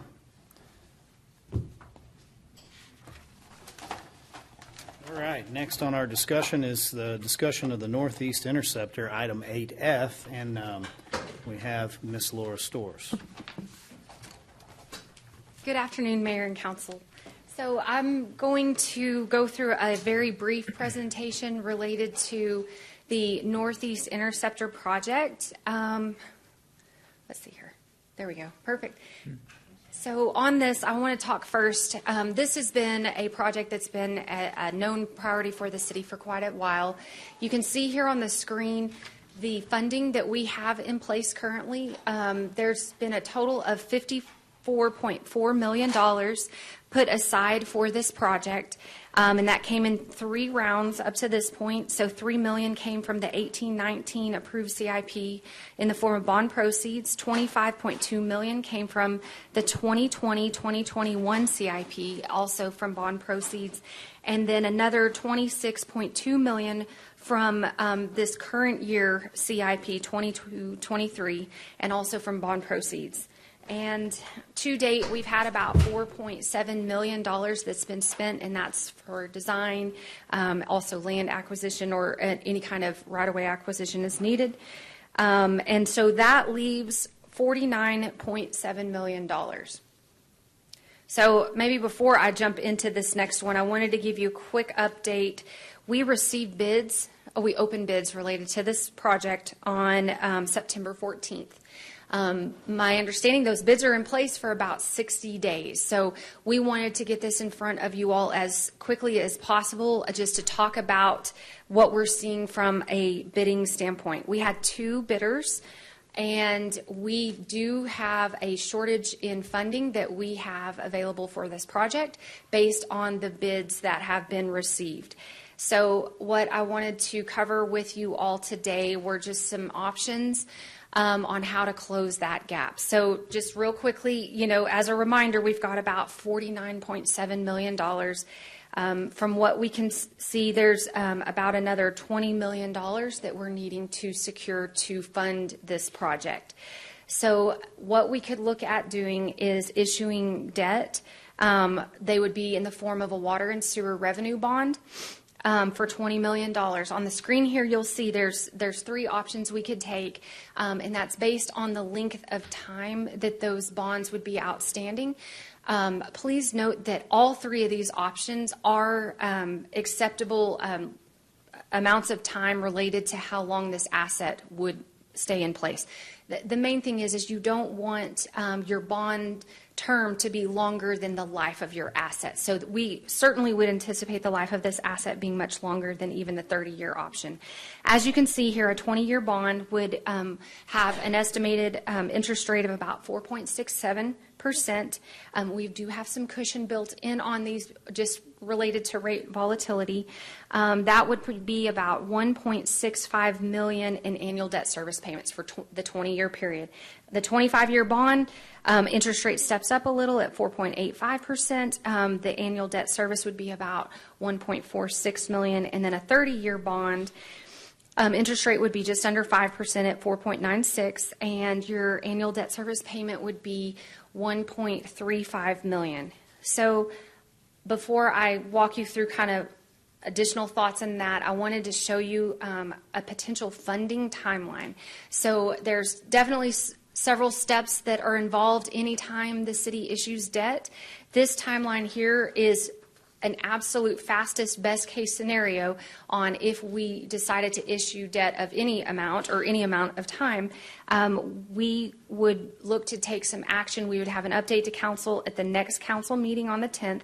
and we would have a competitive sale at the last council meeting, or I'm sorry, the morning of the last council meeting in October on the 24th, and then we would have money in the bank by November 14th. And again, this is just the fastest we could turn it around if needed, but we could also push this out. I just wanted you to know this is the earliest we could look at receiving that money. So before I jump forward for questions, I'm going to click forward. Oh, no. Stephanie, can you pull up those PDFs for me? I wanted to walk you through because I know the first thing that's in your mind is we just approved a budget. And now we're talking about something that essentially lies outside of that approved budget. And so Stephanie's going to pull up a couple of PDFs, and we're going to quickly flash y'all back to our fun that we had during budget review. You remember a schedule similar to this. This is our cash flows that we look at. This is where we kind of say, what was our original budget for this year? Where do we think we're going to end this year? And then here's our proposed, which is now your approved budget for this upcoming year that starts next week. So what I wanted to show you here, this is your water and sewer fund. That far right column is the approved budget that you all have in place. And it starts with our available funds. Then we have our anticipated operating income. As a reminder, on water and sewer revenues, we looked at, or there's an approved flat rate for the base bills on the residential typical meters. So there's two typical size meters that saw no change in their base rate. And that's also for use up to 3,000 gallons. Then beyond that, all the commercial and all the larger meters saw a 6% rate increase. And the tiered usage, which we use to help with conservation purposes as well, all saw a 6% rate increase. So what I wanted to show you is here is your existing budget as you all approved it. Stephanie, if you could go, and I think you all have a handout here. It may be easier for y'all to see than on the screen. If you turn that handout over or look at the other handout, I modeled out here what a $20 million debt issuance might look like. The first thing I wanted to note is that we would do it within the existing approvals on the rates. So it would have no impact on the rates that you all have already approved that would go into effect on October 1st. So we could do this issuance inside the existing budget. And let me walk you through how that would look.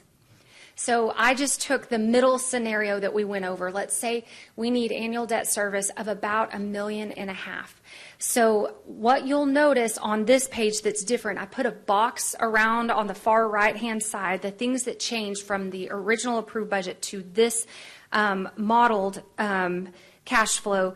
We would look to receive $20 million in bond proceeds. Then as you come down, you will see under your capital, your amount went up by the $20 million for debt issuance, and then it was reduced by $1.5 million because we need the $1.5 million now to go into your debt service. So I just stuck it all in principal. It would be split between principal and interest, but for this purpose, I just stuck it all in principal. And so we increased your principal or your debt service payments by $1.5 million and reduced some of your cash funded capital by $1.5 million. So the first question you may have is, well, what would get cut if we had to reduce cash funded capital to now pay this annual debt service payment inside our approved budget? What we would do is look at, if you'll remember, there were some capital projects.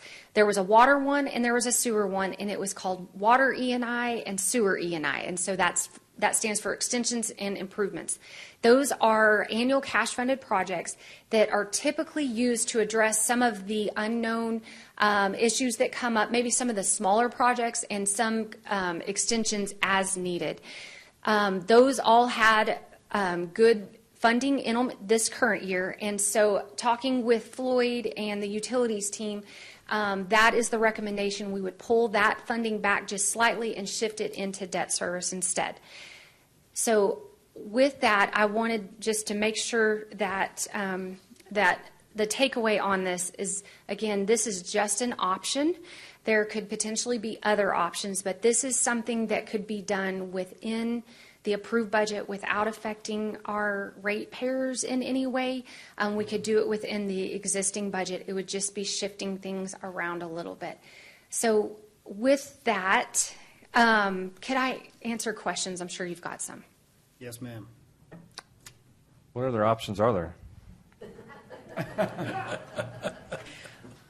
So other options, we could, and I'm not saying, I'm going to look at Floyd and he's going to like cringe as I mention any of them.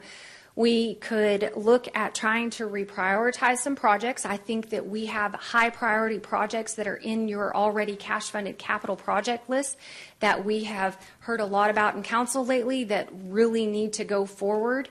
So I don't know that that would be a great option, but you could potentially shift cash funded capital around. So another option would be to, look at, possibly changing rates, which I don't know now that you just affected rates that would be the best option. So you could affect rates to do a debt issuance of this size.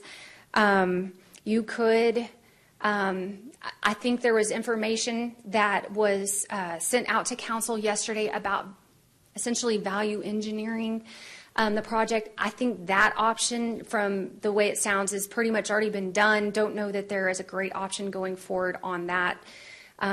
Other things would be always delay a project, look for other contributors into this project. What type of contributors would it be? Well, That's a good question, sir. What did you say? I said that's a good question. That's a good question.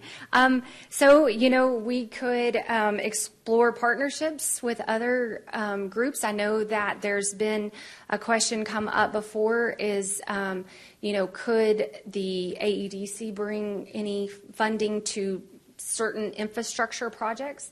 It could potentially be explored as long as this met their criteria. So that's certainly a partner possibly that could be looked at. But that would be a process in and of itself if we went down that road, because it would have to go through their board process and everything as well. Does this project, is our Hollywood plant a higher priority at this point? That's a good question as well.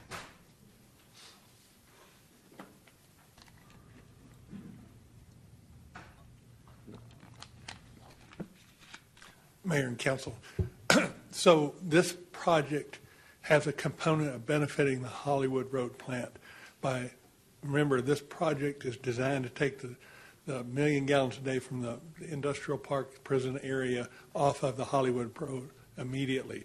I'm going to say they're both the same priority because they both accomplish the same thing in benefiting the regulations and the requirements we have at Hollywood. And it goes well beyond that in the benefit of the community in what this pipeline will provide. This is the piece of the puzzle that provides for any growth in the future of the city in the next 10 to 50 years. Okay. Thank you. And before you go anywhere. Right, hang out, Floyd. Whoa, Floyd. I also wanted to add that this line is also critical to already approved AEDC projects to even be built and operate, as far as having capacity for those projects to move So forward. that means we got a good chance of getting AEDC money? Perhaps. Because there's projects. It does. They've got a large amount of the acreage out there, and then buildings that already planned in the pipeline that need this line at a certain time period to even be operational. Okay. Question, sir? So let me go back, so we expected a bid of X, but it came in at Y? Yes. And $20 million more? Right, a little over $20 million. So kind of just quickly kind of walk me through. I mean, was it the timing of it? Just kind of how did we wind up? What we've experienced recently in all the bids, we've had a road project at the airport that came in 50% above the engineer's estimate. This is what we are experiencing in today's bid market, that projects are extremely high compared to recent cost. So this is just a result of What I'm seeing is in the construction community, this is a very high bid, and that's what we're experiencing.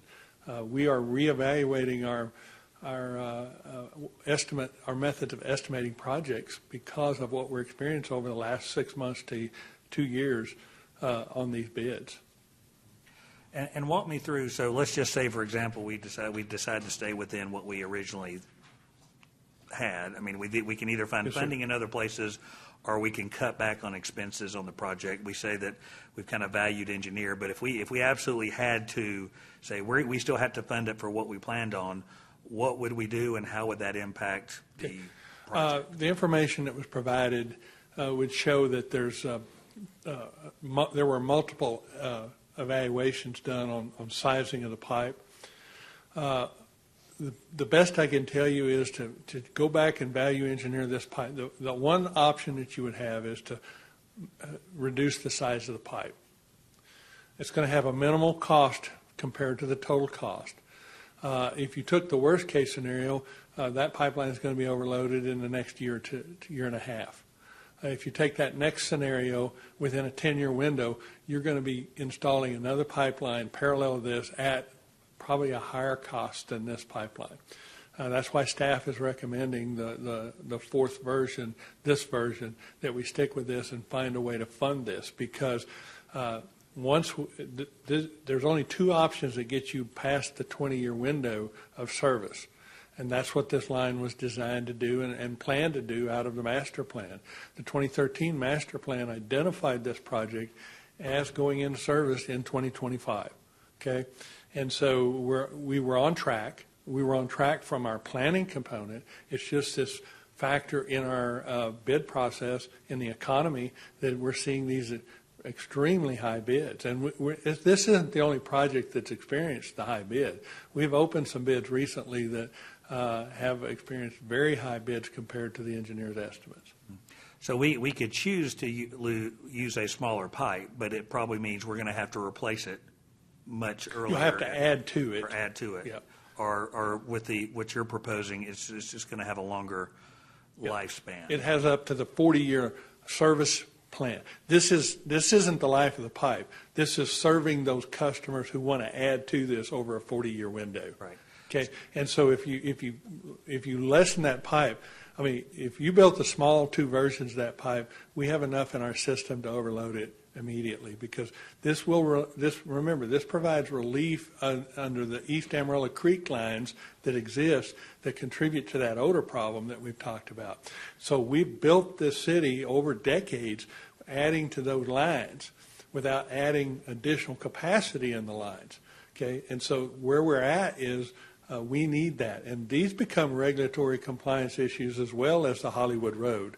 So this is just a piece of the puzzle of the regulatory compliance that we need to address.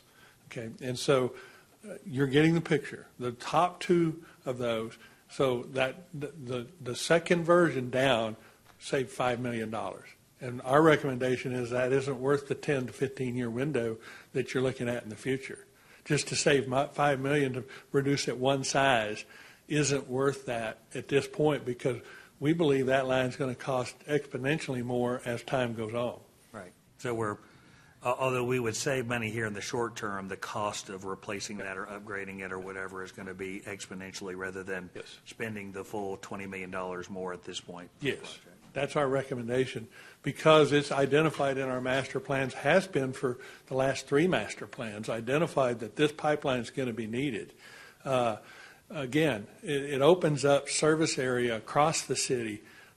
It will open up additional capacity eventually at Hollywood, but remember, the first step of this is to get 1 million gallons off of Hollywood, which would help tremendously immediately. Mm-hmm. There's construction time.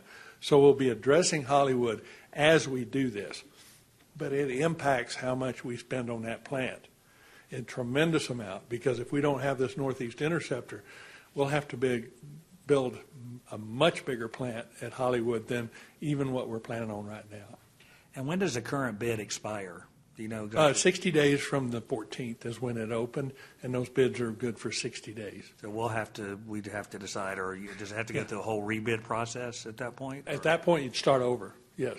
Now, that's why we're recommending award within this time frame to go ahead and use existing cash projects and put them on hold, award this with that cash, and find a way to put that money back into these cash, and that's what Laura presented.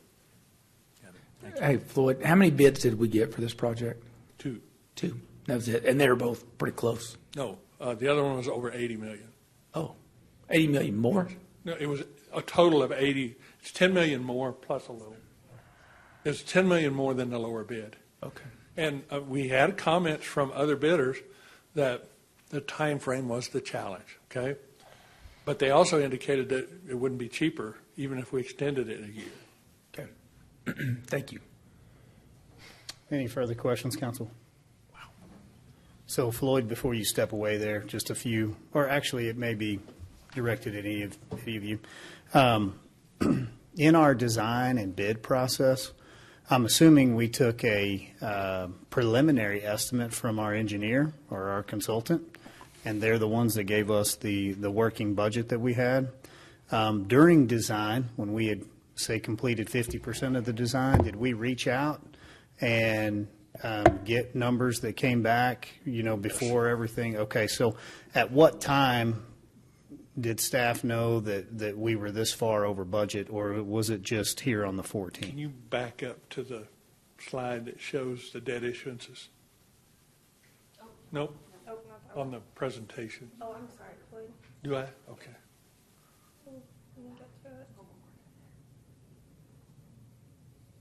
There. Each one of those steps that occurred. So we bid it So when we issued the three. when we had the $3 million issued for design, we started into design. We identified approximately $29 million at the 2021 CIP that this line would cost. Mm-hmm. And as we designed it, then we got into, the engineer updated the cost estimate. We had to have that additional $26.2 million to even consider bidding this. So that step occurred, and that's why those debt issues occurred, because our original cost estimate was around $29 million to build this thing, and we had anticipated using the 25.2 and doing the rest with cash. So over that time period is when this inflationary bid component has come up. And so, yes, we reevaluated that at each time, and we did not anticipate, we anticipated that 52 million estimate was very close when we got to final product. So you guys have looked at, size of pipe, obviously, type of pipe. Yes. No suggestions there of anything that was. Well, I think we've experienced many types of pipes in the city, and the type of pipe is a combination of the engineered design and the type of pipe with the bedding material as a unit, because if you use a pipe with less structural strength, then you have to increase the bedding. If you have a pipe with increased structural strength, you can have cheaper bedding. So it's a trade-off, and that's what you pay the engineer to design. So once the engineer picks that type of pipe at these depths, it's going to be a complete re-engineering of the project to change the type of 30, pipe. 40 feet deep? In cases, it's over 40 feet deep. And then flow fill versus backfill, all Well, considered? in cases it's flow fill, it all depends on that pipe. There are places where there's regular backfill, and there's places where there's flow fill, and there's places where there's concrete. And our bidders, especially the one we're wanting to award to, couldn't offer any value engineering suggestions? Was he asked, like? We're not at is there that point anything in you this would- process. We've accepted their bid, and we're not at a point to negotiate those bid items at this point, because they're all so major. You just have to redo the bid. You'd have to redo the whole bid. But there's nothing in there that's going to be negotiated that wouldn't change your specifications and thus require you to start over and give the other bidder an opportunity. Right. Okay. So right now it's a fairness thing to the other bidder. Do we see prices going up in this material? Yes. Okay. All of this material is going up, especially steel, concrete, fiberglass manholes. All of these products, we're seeing tremendous increases in cost. Okay. Thank you, sir. Thank you. I would like to maybe bounce back over with you, Mrs. Storrs, on looking at this being a need and a cost overrun or a significant amount of money that we're trying to find funding for. We had asked, like, the economic development piece of this. What does that look like from your side of things in the way of how would that function, and what does that request look like? So if we could get maybe some direction from council, if that's an option you're wanting to explore and at maybe what level, we could certainly work with Kevin Carter and his team to start working with their board on that. What I think could be most feasible is if council's good, you want to, move forward with accepting bids, accepting the bid or awarding the bid, and then we could kind of start talking about timing of a debt issuance. From a cost standpoint, whether we have a partner like with AEDC or not, it makes sense for the city to issue the debt because we have the best credit rating and can issue the cheapest debt, I guess. And so, if that was an option that council wanted us to go explore participation from AEDC, we could talk with them about that level and then maybe establish some sort of an agreement with them on participation annually in those debt service payments with us. That would then also keep them from possibly spending a large sum of their funding all at once. So if there were some favorable projects that were coming in, that they wouldn't be strapped from a cash flow standpoint, but they would be participating with us from a 20, 25, or 30-year debt issuance standpoint. Does that make sense? I mean, we could ask for, a certain amount of just cash funding. We could absolutely do that. But another option would be to have them participate in essentially paying annual debt service payments to not hinder their cash standpoint all at one point in time. Mm-hmm. Yes, sir. Is there, would we, for instance, if we wanted to change how much we, out of the hot tax, give the AEDC, we could do that, but we'd have to take it to the voters. Is that correct? And it's that's my understanding because it was voted in by our citizens to allocate a portion of our sales tax to them. Then my understanding is it would have to go back to a vote of the citizens. Thank you. Yes. Any other questions for Mrs. Storrs? No, I mean, that's definitely something I'd be interested in, is the AEDC partnership, if that's feasible, and see how it goes with that. Okay. Because, I mean, I'm just curious, how much of that Interceptor project would they benefit from that with their future commitments and their businesses they have in that area? So in the engineer's projected 10-year window, about approximately 80% of the property was at one time owned by the ADC or is owned by the ADC. So that industrial park and that industrial area. So that target area is about 80% of the 10-year window. It gets much less at the 40-year window as you move out in that service area and that projected growth pattern. So it's not an exact science to tell you they own so much of this piece, but they have a significant portion of property, and they currently do, that is discharging into that area. Okay, so does that help you? Yeah, thank you. Yes, sir. So if we issued this debt, then we're issuing it against the revenues that it will come in from water and sewer over going down. That is correct. But how we repay that is back up to us. So on the AEDC part of it, mm-hmm. we don't necessarily have to get that resolved to issue the debt. That is just we can look at that as a method of repayment depending on what we determine to be the best part of that. That is correct. So there's no time. There's no time frame that we have to get the AEDC or figure out how much they could fund if part of it. But there's no time frame on that. No, there's not. So I think that's a really good question, because the pledge on these bonds would be related to the water and sewer revenue. So again, without any other funding source, it would default to that. But you would not have your first debt service payment until the latter part of this upcoming fiscal year. So you would have some time from that standpoint. The other thing that they're looking for is, so we would have to go, and on that timeline here, you'll notice that there is some information about receiving a rating from S&P. So we will have to go through a rating process. One of the things they look at is our capacity to issue this much more debt based on the rates that are in place. We are fine from a capacity standpoint. So what we would probably work with them on, depending on where we're at on the discussion with AEDC, is we would default to, it would all come out of water and sewer revenues, and we would be fine. Our coverage is great from that standpoint. But we might let them know that we may have some additional participation in, but it's not a formal pledge on the bonds or anything. But yeah, we certainly would have plenty of timing to work through a process like that. Yeah. Well, and I think the reason why I bring that up, I mean, I think this is an issue that there's, this could fall under the scope of using that money. We're trying to figure out how to do that.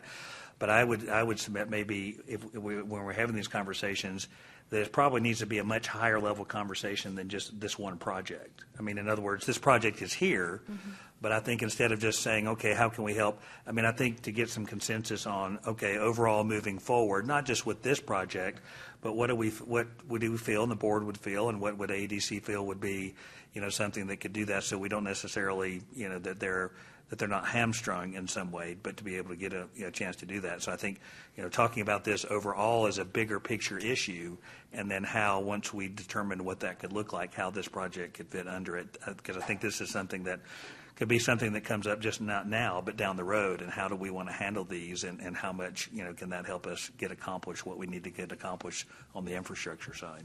So are you envisioning, and I understand a big picture, discussion on this, but, are you envisioning something like putting parameters in place, or like maybe a policy, or just trying to get some feedback? Well, and instead of necessarily just saying, well, we're going to do a one-off whenever a bid is over $20 million, I mean, is there a strategy that benefits the community and AEDC to be able to use this money in a certain amount of debt level or capacity or whatever? Because, we got lots of these infrastructure needs, but instead of necessarily just saying, how do we do it just in this one occasion? Yeah. Let's say we have something that, because we're going to have more and more of these needs as the community grows, to maybe have a large, and again, I'd have to do my homework on saying where are we currently, how much do we have, do we have additional capacity to fund this? Is it the best use to continue doing what AEDC is doing, or is it, potentially to talk about a better use of maybe looking at some of this infrastructure funding,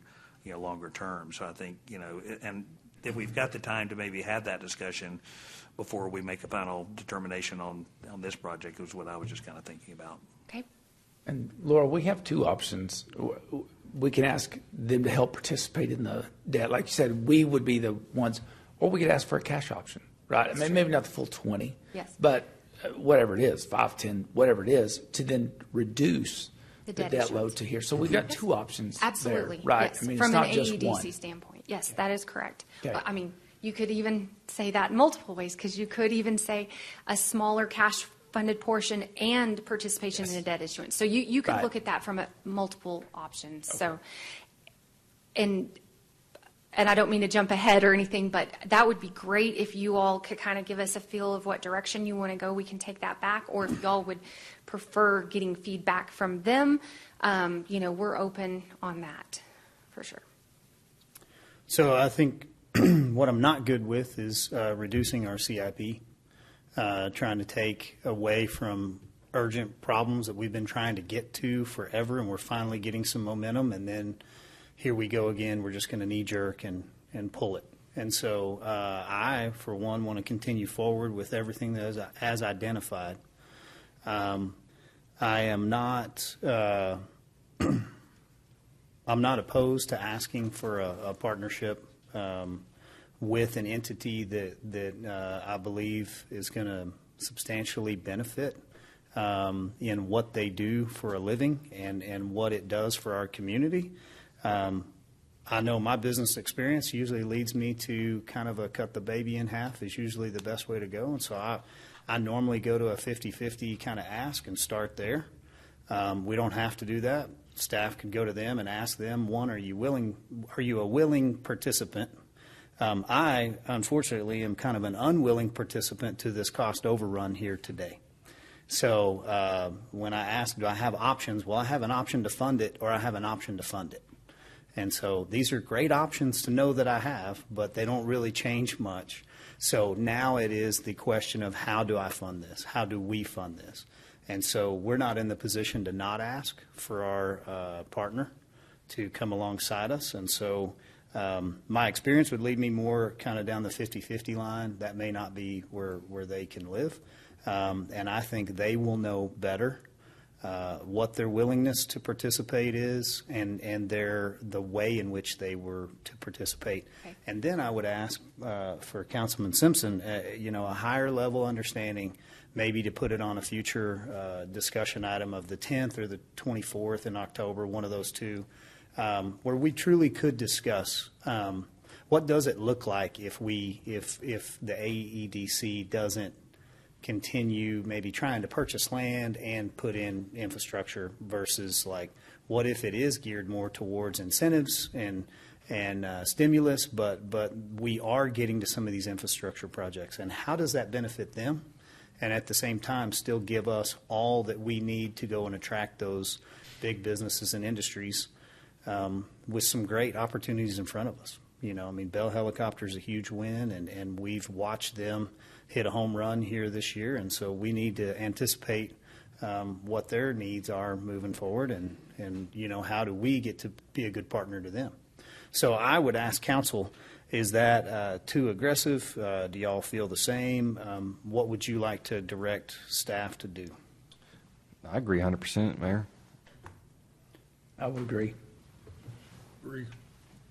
Yeah, ADC is free to come back and say, hey, if this, because I just don't know what I don't know as to what they would think about this. But I think it's a good place to start. And again, talking not just now but longer term, how can we look at these? But we do have a imminent short-term problem that we need to solve, and so I'm fine with that too. Okay. So maybe a couple other basic questions. It sounds like y'all are confirming that we do need to move forward with awarding a construction contract within the time frame that the bids are valid. So we can certainly take steps to do that, though that would most likely be coming at some point during one of your 2 October meetings.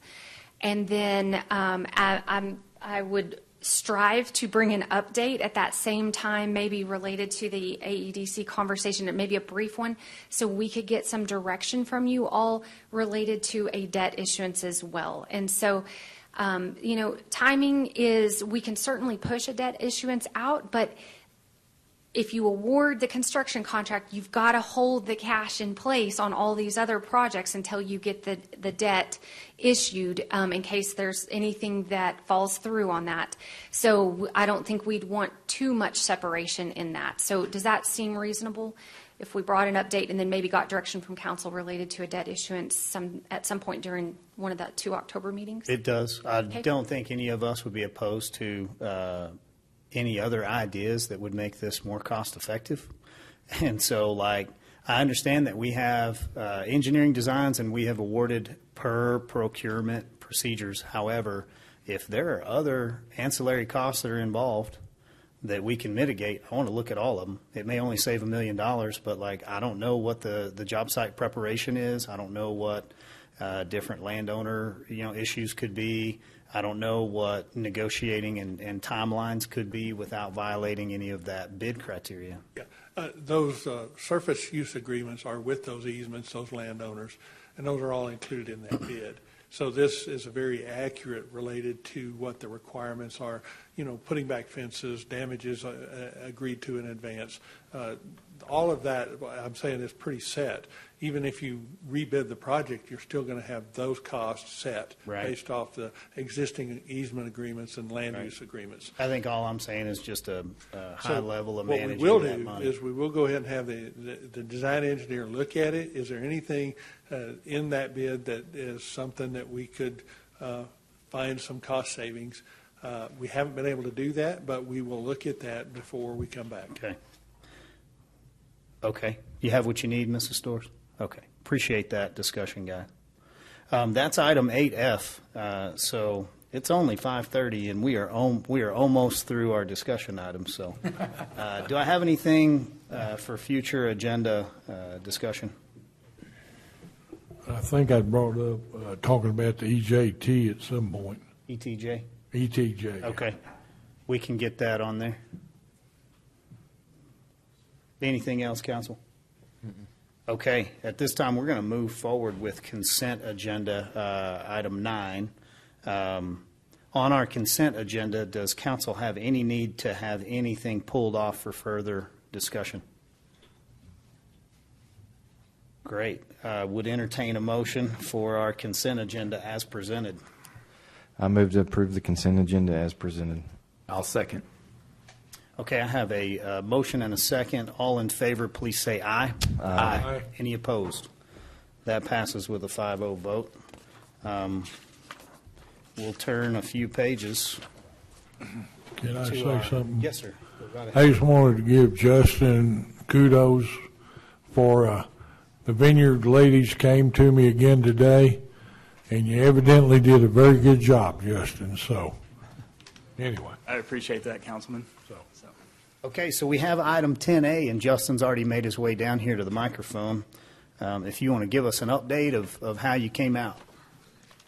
With the Vineyards, last winter, Justin Opal, Development Customer Service Coordinator with the city. So last Wednesday, we had a meeting out at the Vineyards neighborhood. There was about 30 to 40 residents that came out to speak, and I would say that the majority of the questions centered around some misconceptions regarding the PID and how the PID functions and how the city relates to the PID and the developer and basically what is a PID. So went through that, and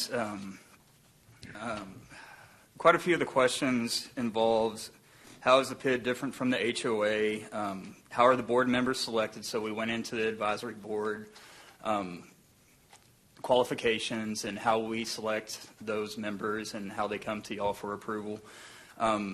Discuss the petition, which is that PID governing document, which outlines how the advisory board's made up, the assessments and the decisions that the advisory board makes, and the recommendations that the advisory board makes to the council. A couple of other questions was more specific to the budget and some line item questions about what is the 3-month operating reserve, how are the assessments chosen, the contracts that we're getting, that we now have in place as of August 28th for landscape maintenance. So a lot of the complaints dealt with lack of maintenance over the past year or so, just unsatisfactory standards, I guess you could say. So one of the ways that we're addressing that is through the contract that we now have for landscape maintenance, which not only has the specifications, so we have those standards now that we can hold those contractors to, which is something that we did not have previous to this contract. But aside from that, the majority of, or pretty much, not pretty much, absolutely everything on the agenda, the information that the council has been provided regarding the assessments, regarding,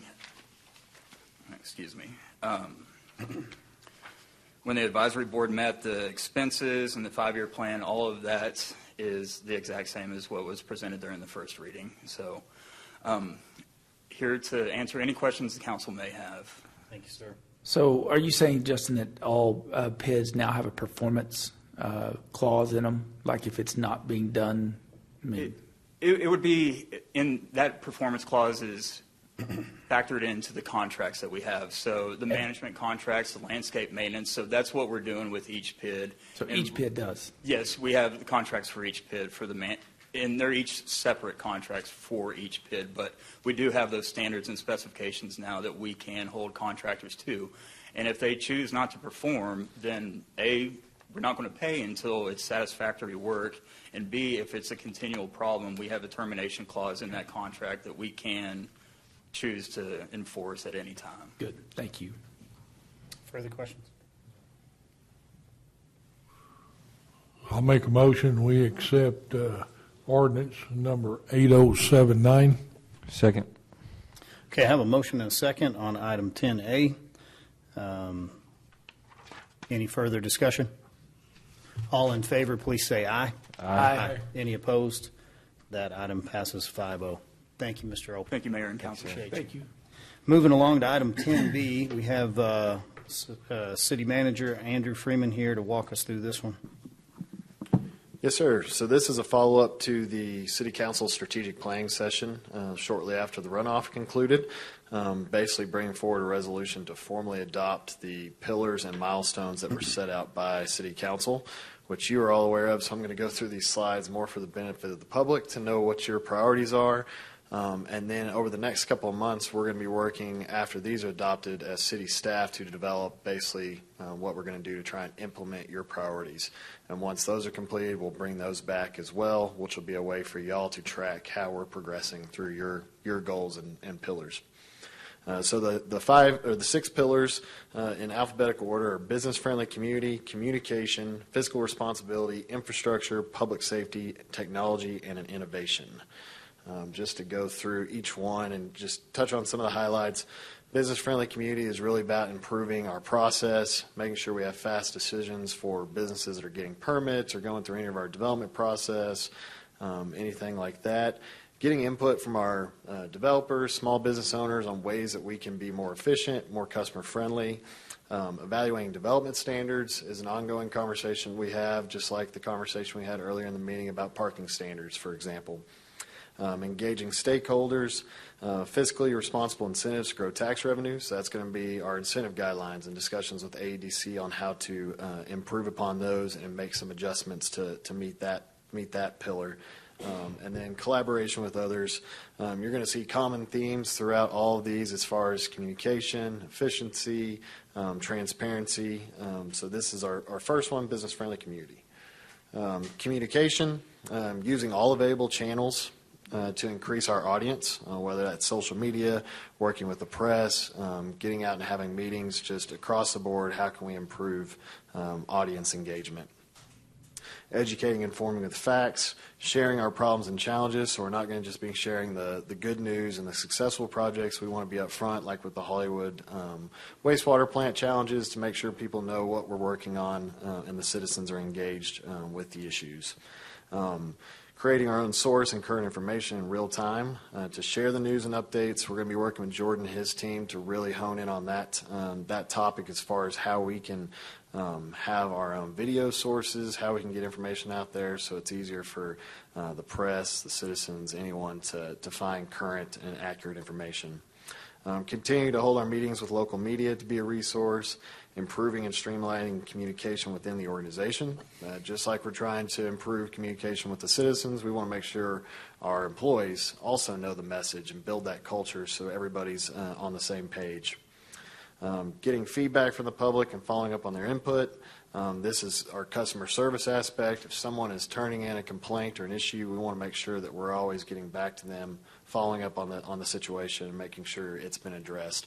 A lot of that's going to be working into our 311 app process as far as automating some of that, but in the meantime, we've got to find other ways to make sure we close those loops on any challenges that we're working on. And then just taking advantage of our social media channels. That includes boosting those messages at very small costs that we can just spread the messages farther out so we can get more citizen engagement. Fiscal responsibility. This is, of course, an ongoing thing that we focus on as far as making sure we are good stewards of tax dollars. That includes transparency and accountability. using that budget document as a policy document for city council, and then working annually, or in this case with council, we've gotten direction. We're going to work with y'all monthly on departments and improving the review of each department's budget and making sure that we find those savings or finding different opportunities to allocate those resources. Making sure we have those financial policy frameworks to make sure it's meeting the City of Amarillo and the City Council's intent to have best practices in those financial policies. Making sure our budget process has effective communication, and then we have engagement with the community as far as we've got this budget adopted. These are now the projects that we're working on and wanting to make sure that they have buy-in to those projects.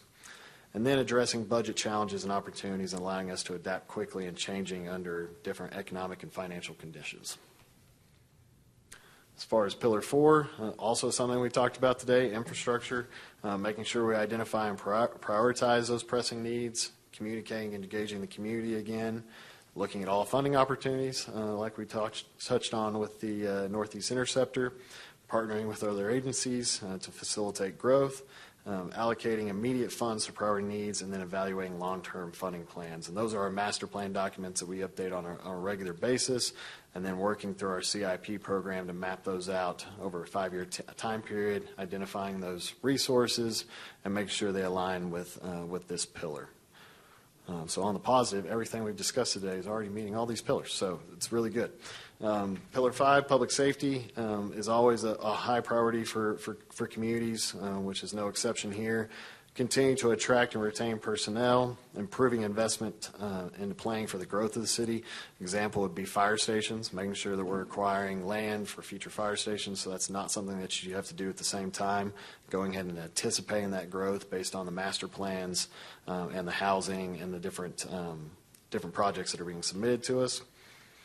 Expanding training and certification, improving communication with our citizens about future needs, and maintaining that high level of public safety, creating a culture that promotes a partnership between our staff and the community, which is a big part of what our fire department and police department work on a daily basis, using technology like our regional crime center to improve and be more efficient in working through some of these issues, and then continue to evaluate best practices on staffing and assignments in public safety, which is a big part about getting more boots on the ground as far as people having that visibility of a safe city, safe community.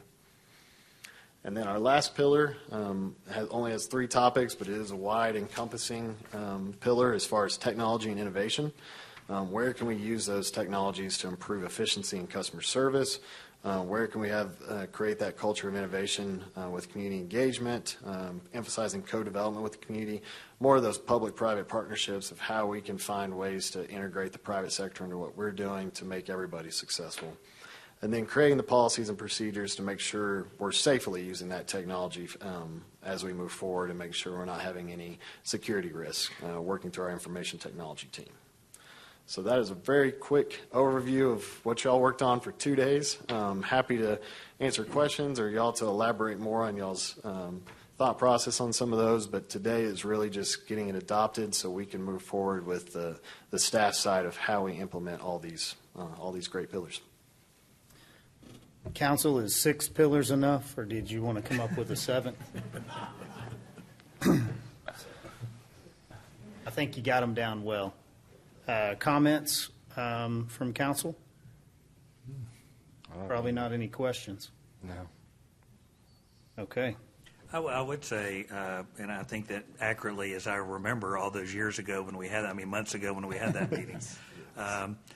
One thing I would also too, and again, this goes back to it, but maybe even here quickly, just making sure that we're publishing those for the public to see what they are. And again, even using social media, maybe not all 6 of them at one time, but just because we may get some feedback off of that, Absolutely. of people's thoughts or what they're thinking or whatever. But no, I appreciate it. Yes, sir. Okay, thank you, sir. With no further discussion, I would ask for a motion. I move to adopt resolution number 09-26-23-1 as presented in the agenda. I'll second. Okay, I have a motion and a second. All those in favor, please say aye. Aye. That item passes with a 5-0 vote. We're moving forward to item 10C, Yes, sir. Mr. Freeman put this on at my request. Yes. So just briefly, we have an ongoing partnership as a member of Ports to Plains that focuses on the corridor that includes I-27 expanding beyond Amarillo and Lubbock. Part of that process is these resolutions supporting designations like we had years ago. Was we wanted to get I-27 designated nationally so it could continue to have funds invested in it. This new request from Ports to Plains is for all the member cities to basically adopt a new resolution more focused on funding and resources. Now that we've got the designation, we've done some master plans, now we have to get the funding to get that project moving forward. So this is really just refreshing that request, urging the federal congressional delegation and TxDOT to invest in the development and construction of future Interstate Highway 27, and then urging TxDOT to invest in the development and construction of I-27 through their Unified Transportation Program. So this will be sent to TxDOT and the federal legislatures just so they know where Amarillo stands as far as this being a priority. Yes, sir. Thank you. So I did get to attend the conference for a few days, and so in the 10-year plan, what was scheduled for next year was $490 million roughly, and that's been increased to $640 million. So as the state of Texas continues to put more money into TxDOT and highways, we have an advocate in Ports to Plains, and they are pulling for Amarillo, and we want to make sure that we're pulling for everybody else along that I-27 corridor all the way south and north. So appreciate the support on this. I think it goes a long way to continue to utilize those resources that the state has. Any questions on 10C? No.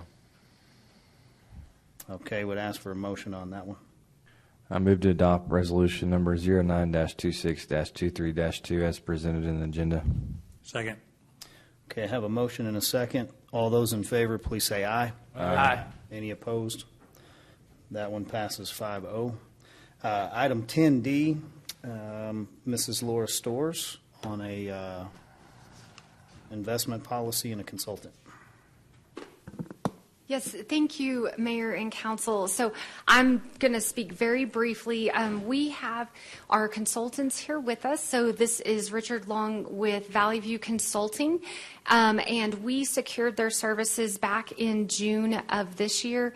As interest rates have really started to rise, we want to make sure that we're capturing every bit of interest income that is reasonable and allowed by state law. So part of state law is that annually we have to have our city council approve an investment policy. So now that I have already stolen all of his thunder, I will bring Dick up here to talk through this, and we have a presentation. And if you just click that, it'll walk you through.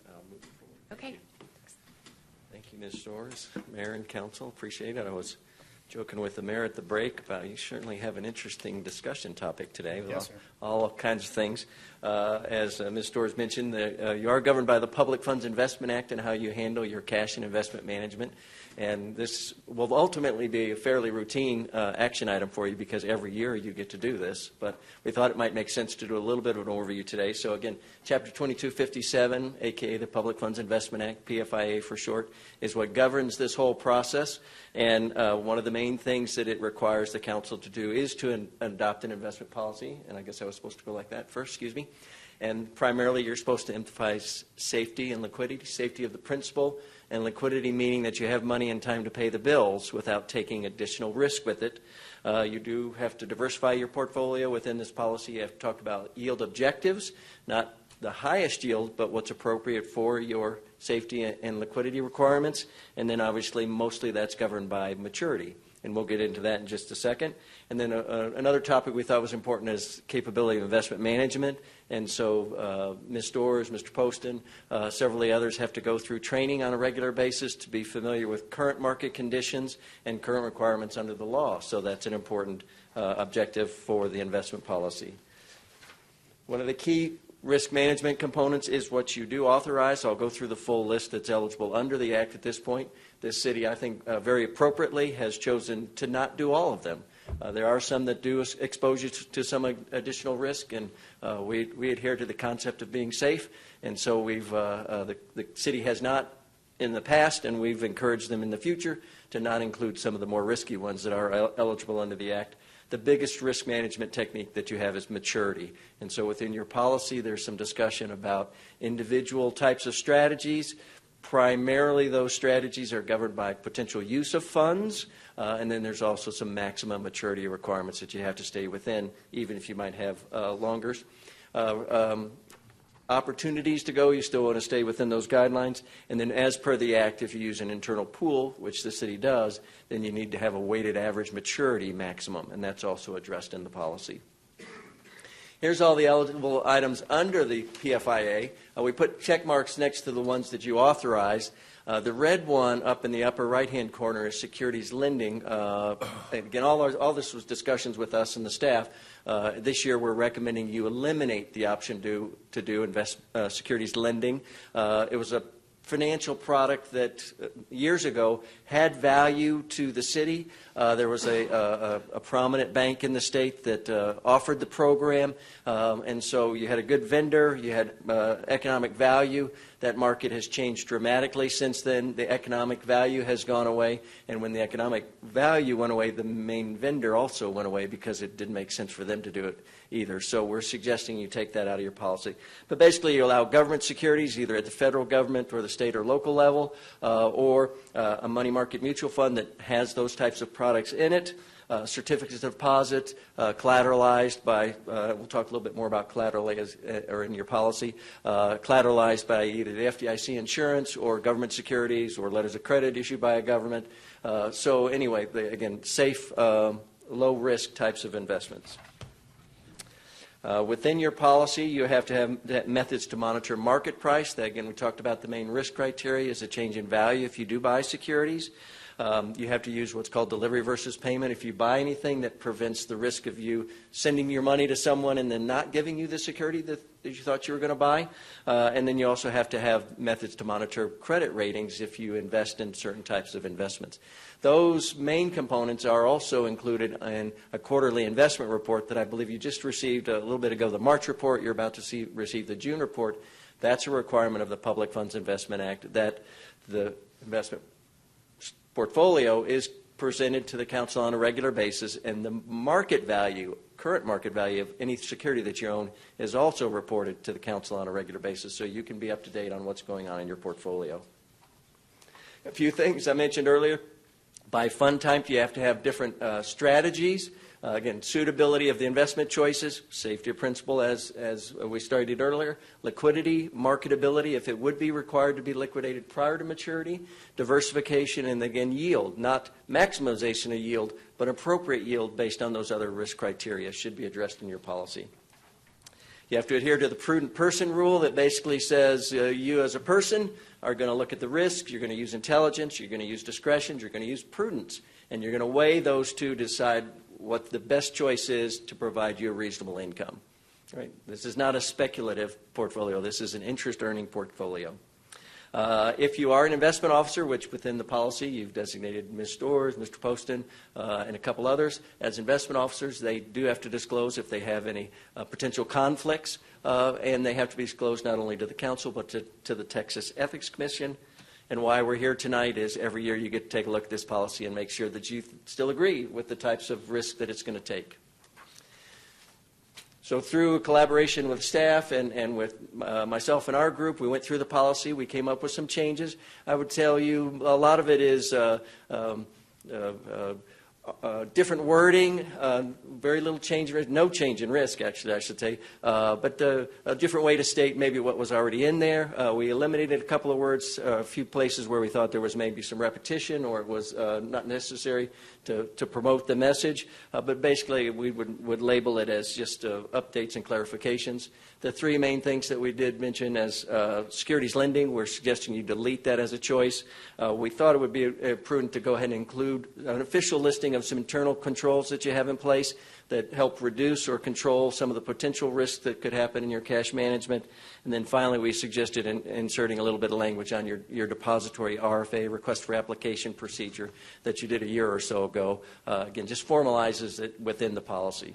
So again, overall, very good policy, very well-managed portfolio. Once a year, you're required to do this, and Ms. Storrs invited me to come and provide that update. So is that quick enough, sir? That was really good. We were starting to wonder who the well-dressed gentleman was that stayed this Somebody else long here? in our meeting. So, Mr. Long, thank you for coming in and giving us an overview of this. Okay. We can go line by line if anyone's interested, or I think we could, or we could just ask if we had any specific questions maybe for you. So, Council, you have a few questions for Mr. Long?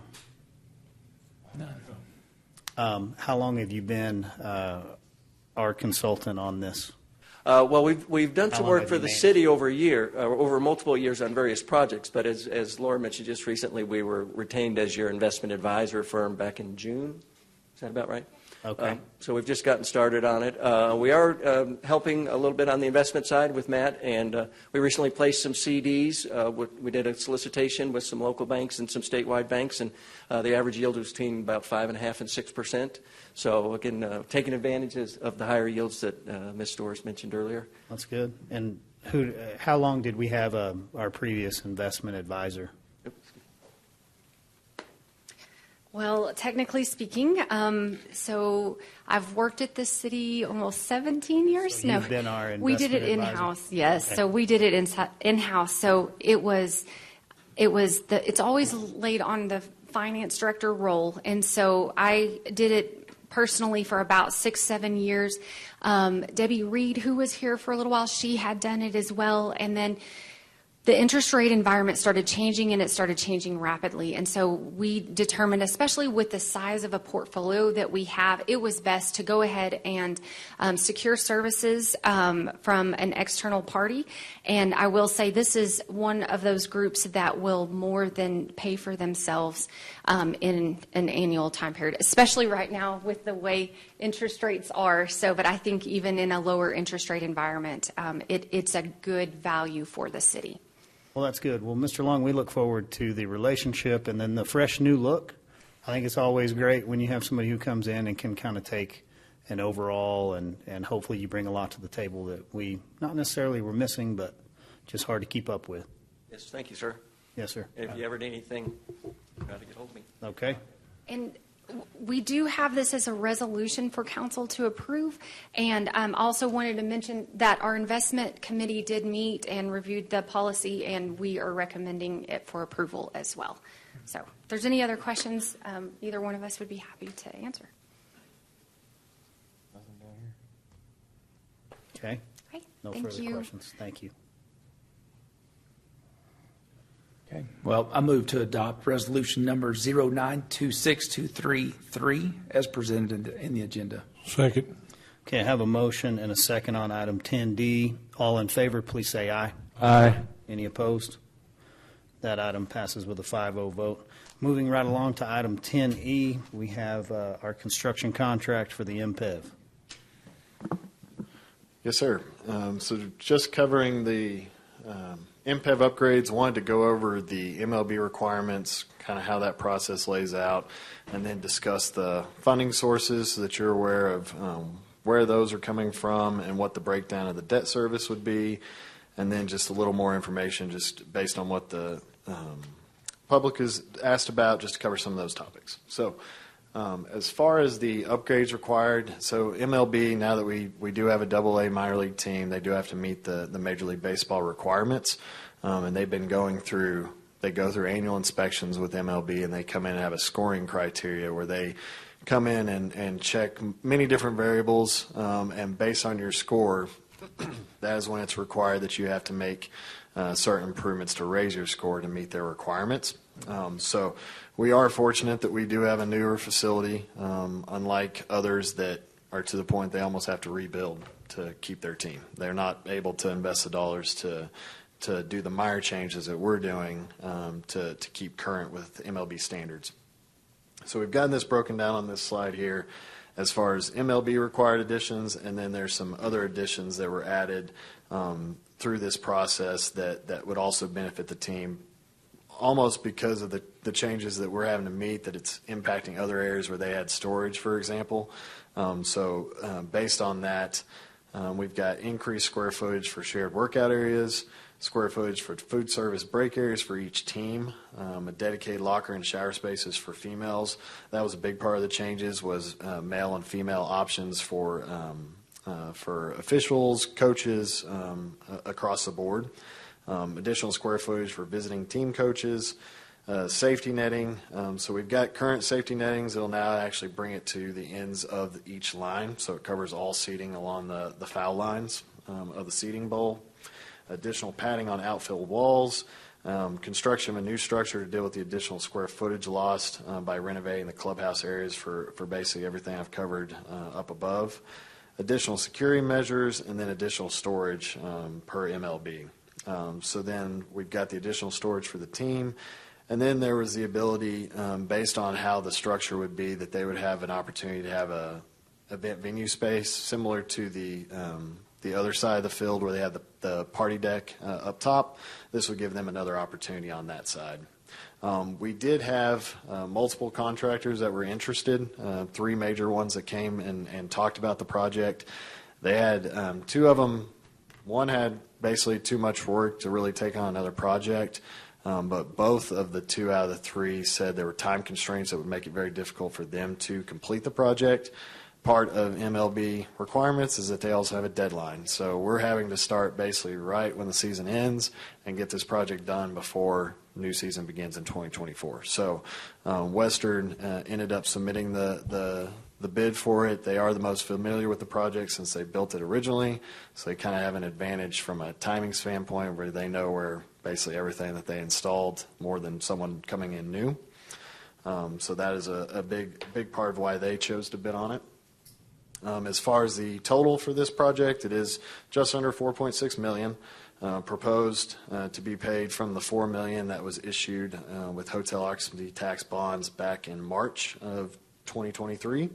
And then the Elmore Sports Group would be contributing almost $600,000 toward the project that would go toward those additional storage needs as well as that event venue space, since that is something that they would benefit from being able to sell more tickets for the space. Just a little more background information. We do have the capital reserve account that basically their annual rent, I believe it's half of that goes toward the capital reserve account that can only be spent on joint projects decided between the city and the team. So early on, it was decided to use some of the reserves, $525,000, to pay for the architectural and engineering costs to design this project. And then there was also a negotiation of updating that split on the $400,000 lease payment, with $175,000 currently going toward the 2018 hot revenue bonds, another $175,000 going toward the 2023 issuance, and then $50,000, basically reducing that to $50,000 going to the capital reserve account for future projects. Previously, $225,000 was going into that fund, but it made sense to use those dollars because this is benefiting the capital improvements to the facility and bringing it up to current standards moving forward. The CVB has also agreed to reallocate $50,000 of their annual allocation to go toward the debt issuance, and then the remainder would come from city hot collections. The annual debt service payment for those 2023 bonds was approximately $384,000 with minor fluctuations year to year. So that is just a brief overview. Happy to try and answer any questions that you might have. I've got a few questions. Yes, sir. Okay, they came down and made demands that we need to do this, correct? MLB made demands. Yes. Yes, sir. So with them, can I make a demand to appeal any of that? It was an ongoing negotiation. The team did challenge a lot of their scores to basically get it to this short list of projects. Did we challenge?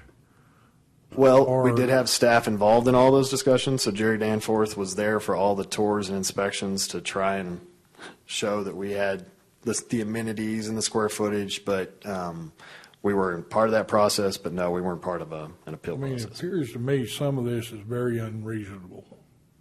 I mean, more storage for gear. What they've been doing for the last 3 years, they've been storing gear, right? Yes, sir. Then they want more. What have they been doing about female bathrooms and male bathrooms now? They've been working, right? Yes, sir. I agree. I mean, my question is, I just hate putting good. I mean, we're in a catch-22 here. Yes. We gotta spend the money, but I just want them to know I don't like it. Right. And I think the team would probably give agree. me a name who I can tell I don't like it. I can certainly get with Tony Enzer to get you that I name. mean, the thing yeah, it was is, nothing that we wanted to do this when they can soon. come down and just tell us how to run this, we own it. Right. They have no right to tell me how to run a baseball park. Right. I mean, unless I want to have their baseball team, I guess. Right, or if we didn't want a major league team in there. Yes, we would always have that option to not have a major league team. Yeah. There's an option. A small way. But, yes. I mean, I just want to express my frustration with the way this thing's handled. And it's like Mr. Skank brought up, we got to do a $15 million update. Yes, sir. And I wonder do we know how many of these other teams are going to comply? Or what the date I mean, there's a lot of teams like San Antonio Missions, they haven't had a new stadium and shoot, I lived down there as a kid, so that's 70 years ago I know of. Yeah. Right. And I could get you more information on the other teams, but yeah, I think a bunch of them are going to have to comply or their teams are getting relocated. Yes, sir. I do have one question, Andrew. Yes, sir. So can you kind of tell me what will happen if the MLB comes back next year or the year after, and each year they're coming back with $5 or $10 million in these required improvements? I mean, are we going to just continue to issue these revenue bonds, or I mean, are we going to be able to support that? I mean, what's kind of? I think eventually we would not be able to continue to fund it via HOT, so we'd have a much more difficult conversation and have to have other discussions with the team as far as if they want to stay here, because we're going to be pretty tapped as far as HOT bonds. Hopefully the community continues to grow and more visitors, that it could have more capacity. But right now, I think the goal when we get to that $15 million requirement is that our bonds would be coming up for refinancing to help pay for any required major improvements. But if we keep getting kind of the nickel and dime every few years of other requirements, that'll be a challenge. Maybe we need to go back and tell them we want 30% of their sales out of there to help pay. I mean, they're the ones making these demands, and little cities just can't keep doing this. Yes, sir. I mean, I'm not griping at you. I'm wanting listening. the TV stations to pick all listening. this up. Loud and clear, I believe. I will share your frustrations. Councilman Sherlin is available for comment or on camera after the meeting. Councilman Kraft, you got anything else you wanted to? No, I mean, that's what I'm kind of curious about is, I mean, we really don't know what's going to come down the pipe, right? Because MLB could come back next year and say, well, we need to upgrade another $5 to $10 million. And I can get some more details from Tony. I think that was part of their 10-year agreements that they put in place to keep teams in spots for longer terms. So hopefully it's not something they come every year and just keep adding to it. But I'll get more details on that. And this amount will go towards that dollar amount that we have to complete, every so often. $15 million in the Not contract. necessarily. No? So, because that's more of a refresher. This is more tweaks to the existing facility. well, now that contract is between ourselves and the Correct. Elmore Group, Yes, correct? that's true. So Okay, that could be so negotiable. I think that's the one item that we should address kind of here on the front end. It doesn't have anything to do with maybe Western Builders or the bid Right. or the Correct. the design criteria. All of that, I think we understand. We are over a barrel, as it was said here earlier, and so I think council can get on board with moving forward with this project, and that we've got a good contractor that'll see that the money's spent well. However, contractually, I think we as a body definitely need an opportunity to address the future obligations that we have. So if there's a 15 million, is that correct? I believe so, yes. 15 million requirement? Yeah. After 10 years, yeah, I believe it's around 15 million. I believe it to be highly reasonable for us as a good partner and landlord to be able to take these petitions and put us on the same team with the Elmore Group. So if MLB does come back and say, hey, we'd like to see these other upgrades, well, if it doesn't benefit the team, then the team's not as apt to want us or need us to do it if it's coming out of their bottom line as well. So we have a severe need here to maintain a good team membership with our partners over there. And so I know Councilman Sherlin's complaining at Major League Baseball. I'm sure he'll get that addressed shortly, and they will send a representative to Amarillo to answer all his questions. Yes, sir. My concerns are more local. I would like for staff to reach out, and let's make sure that we are forward-thinking in what we're looking into, and that we're doing a good job, but then we're also having participation on the other side. And it's good timing because we are bringing back a contract amendment to address the reserves and how those payments are going to be adjusted as well. So, yes, sir. We can certainly do that. Other questions from council? I'll make a motion that we award a contract for $4,595,000 under duress. But motion heard. I'll second. Okay. I have a duress motion and a second. Any further discussion? All in favor, please say aye. Aye. Any opposed? No. That is a 4-1 vote. Councilman Kraft. All right. There you go, buddy. I understand it, sir.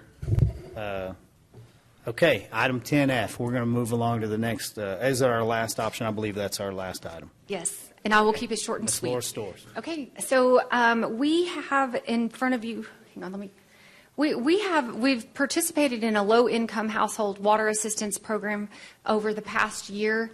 What it is, it's a grant for emergency assistance to low-income households, particularly those that are the lowest incomes that pay a high proportion of their household income, in our case for water, stormwater, and wastewater services. This grant's provided through Panhandle Community Services. This has been an excellent program. We've had it in place for a little over a year. The term went back as far as January 1st, 2022, and it actually ends this week on September 30th, 2023. What this item is asking is if we can extend that term to December 31st of 2023. And so I spoke with a representative over at Panhandle Community Services, and I just wanted to share these statistics. During that time period, they have served 33 clients that are classified as P1. What that means is that they were currently disconnected when they were helped through this grant. This grant helped them catch up and help them get to a point where they could get their services reconnected. There was a little over $18,000 from this grant that went towards that classification. Also, there were 225 clients so far that have been helped that are classified as a P2 status, and those are clients that are about to be disconnected. And so this is getting them caught back up on those services so they do not see any kind of service interruption. And there's been just under $94,000 paid out to assist with that group. And then finally, there's a P3 category, and there have been 134 clients served so far. And those are clients that are current on their bills but are struggling and just need some additional assistance. And so you'll see that there's been, just under $62,000 that have gone towards those type households. They also mentioned that any of their clients that are in that P2 or P3 category, they also can qualify for an additional $85 per month for the remainder of the year. That just helps keep them in good standing. And so this has, I think, been a game changer for a lot of our customers. And so the request here, there's still, I think they said in total it's 173,392 families that have been served here in our community. And so there is sufficient funding to extend this all the way out through December 31st. And so with council's approval, we would be very honored to continue allowing this grant to serve this portion of our community. Any questions? No questions from council? Okay, thank you, Mrs. Storrs. Anyone want to make the motion? I move we approve item 10F on the agenda as presented. Second. Okay, I have a motion and a second on item 10F. With no further discussion, all in favor, please say aye. Aye. Any opposed? That item passes with a 5-0 vote. That concludes our meeting. If I can get a motion to adjourn. I move to adjourn this meeting. Second. And a second. You're adjourned. Thank you guys for staying and participating in our meeting. Appreciate it. I didn't mean to go on.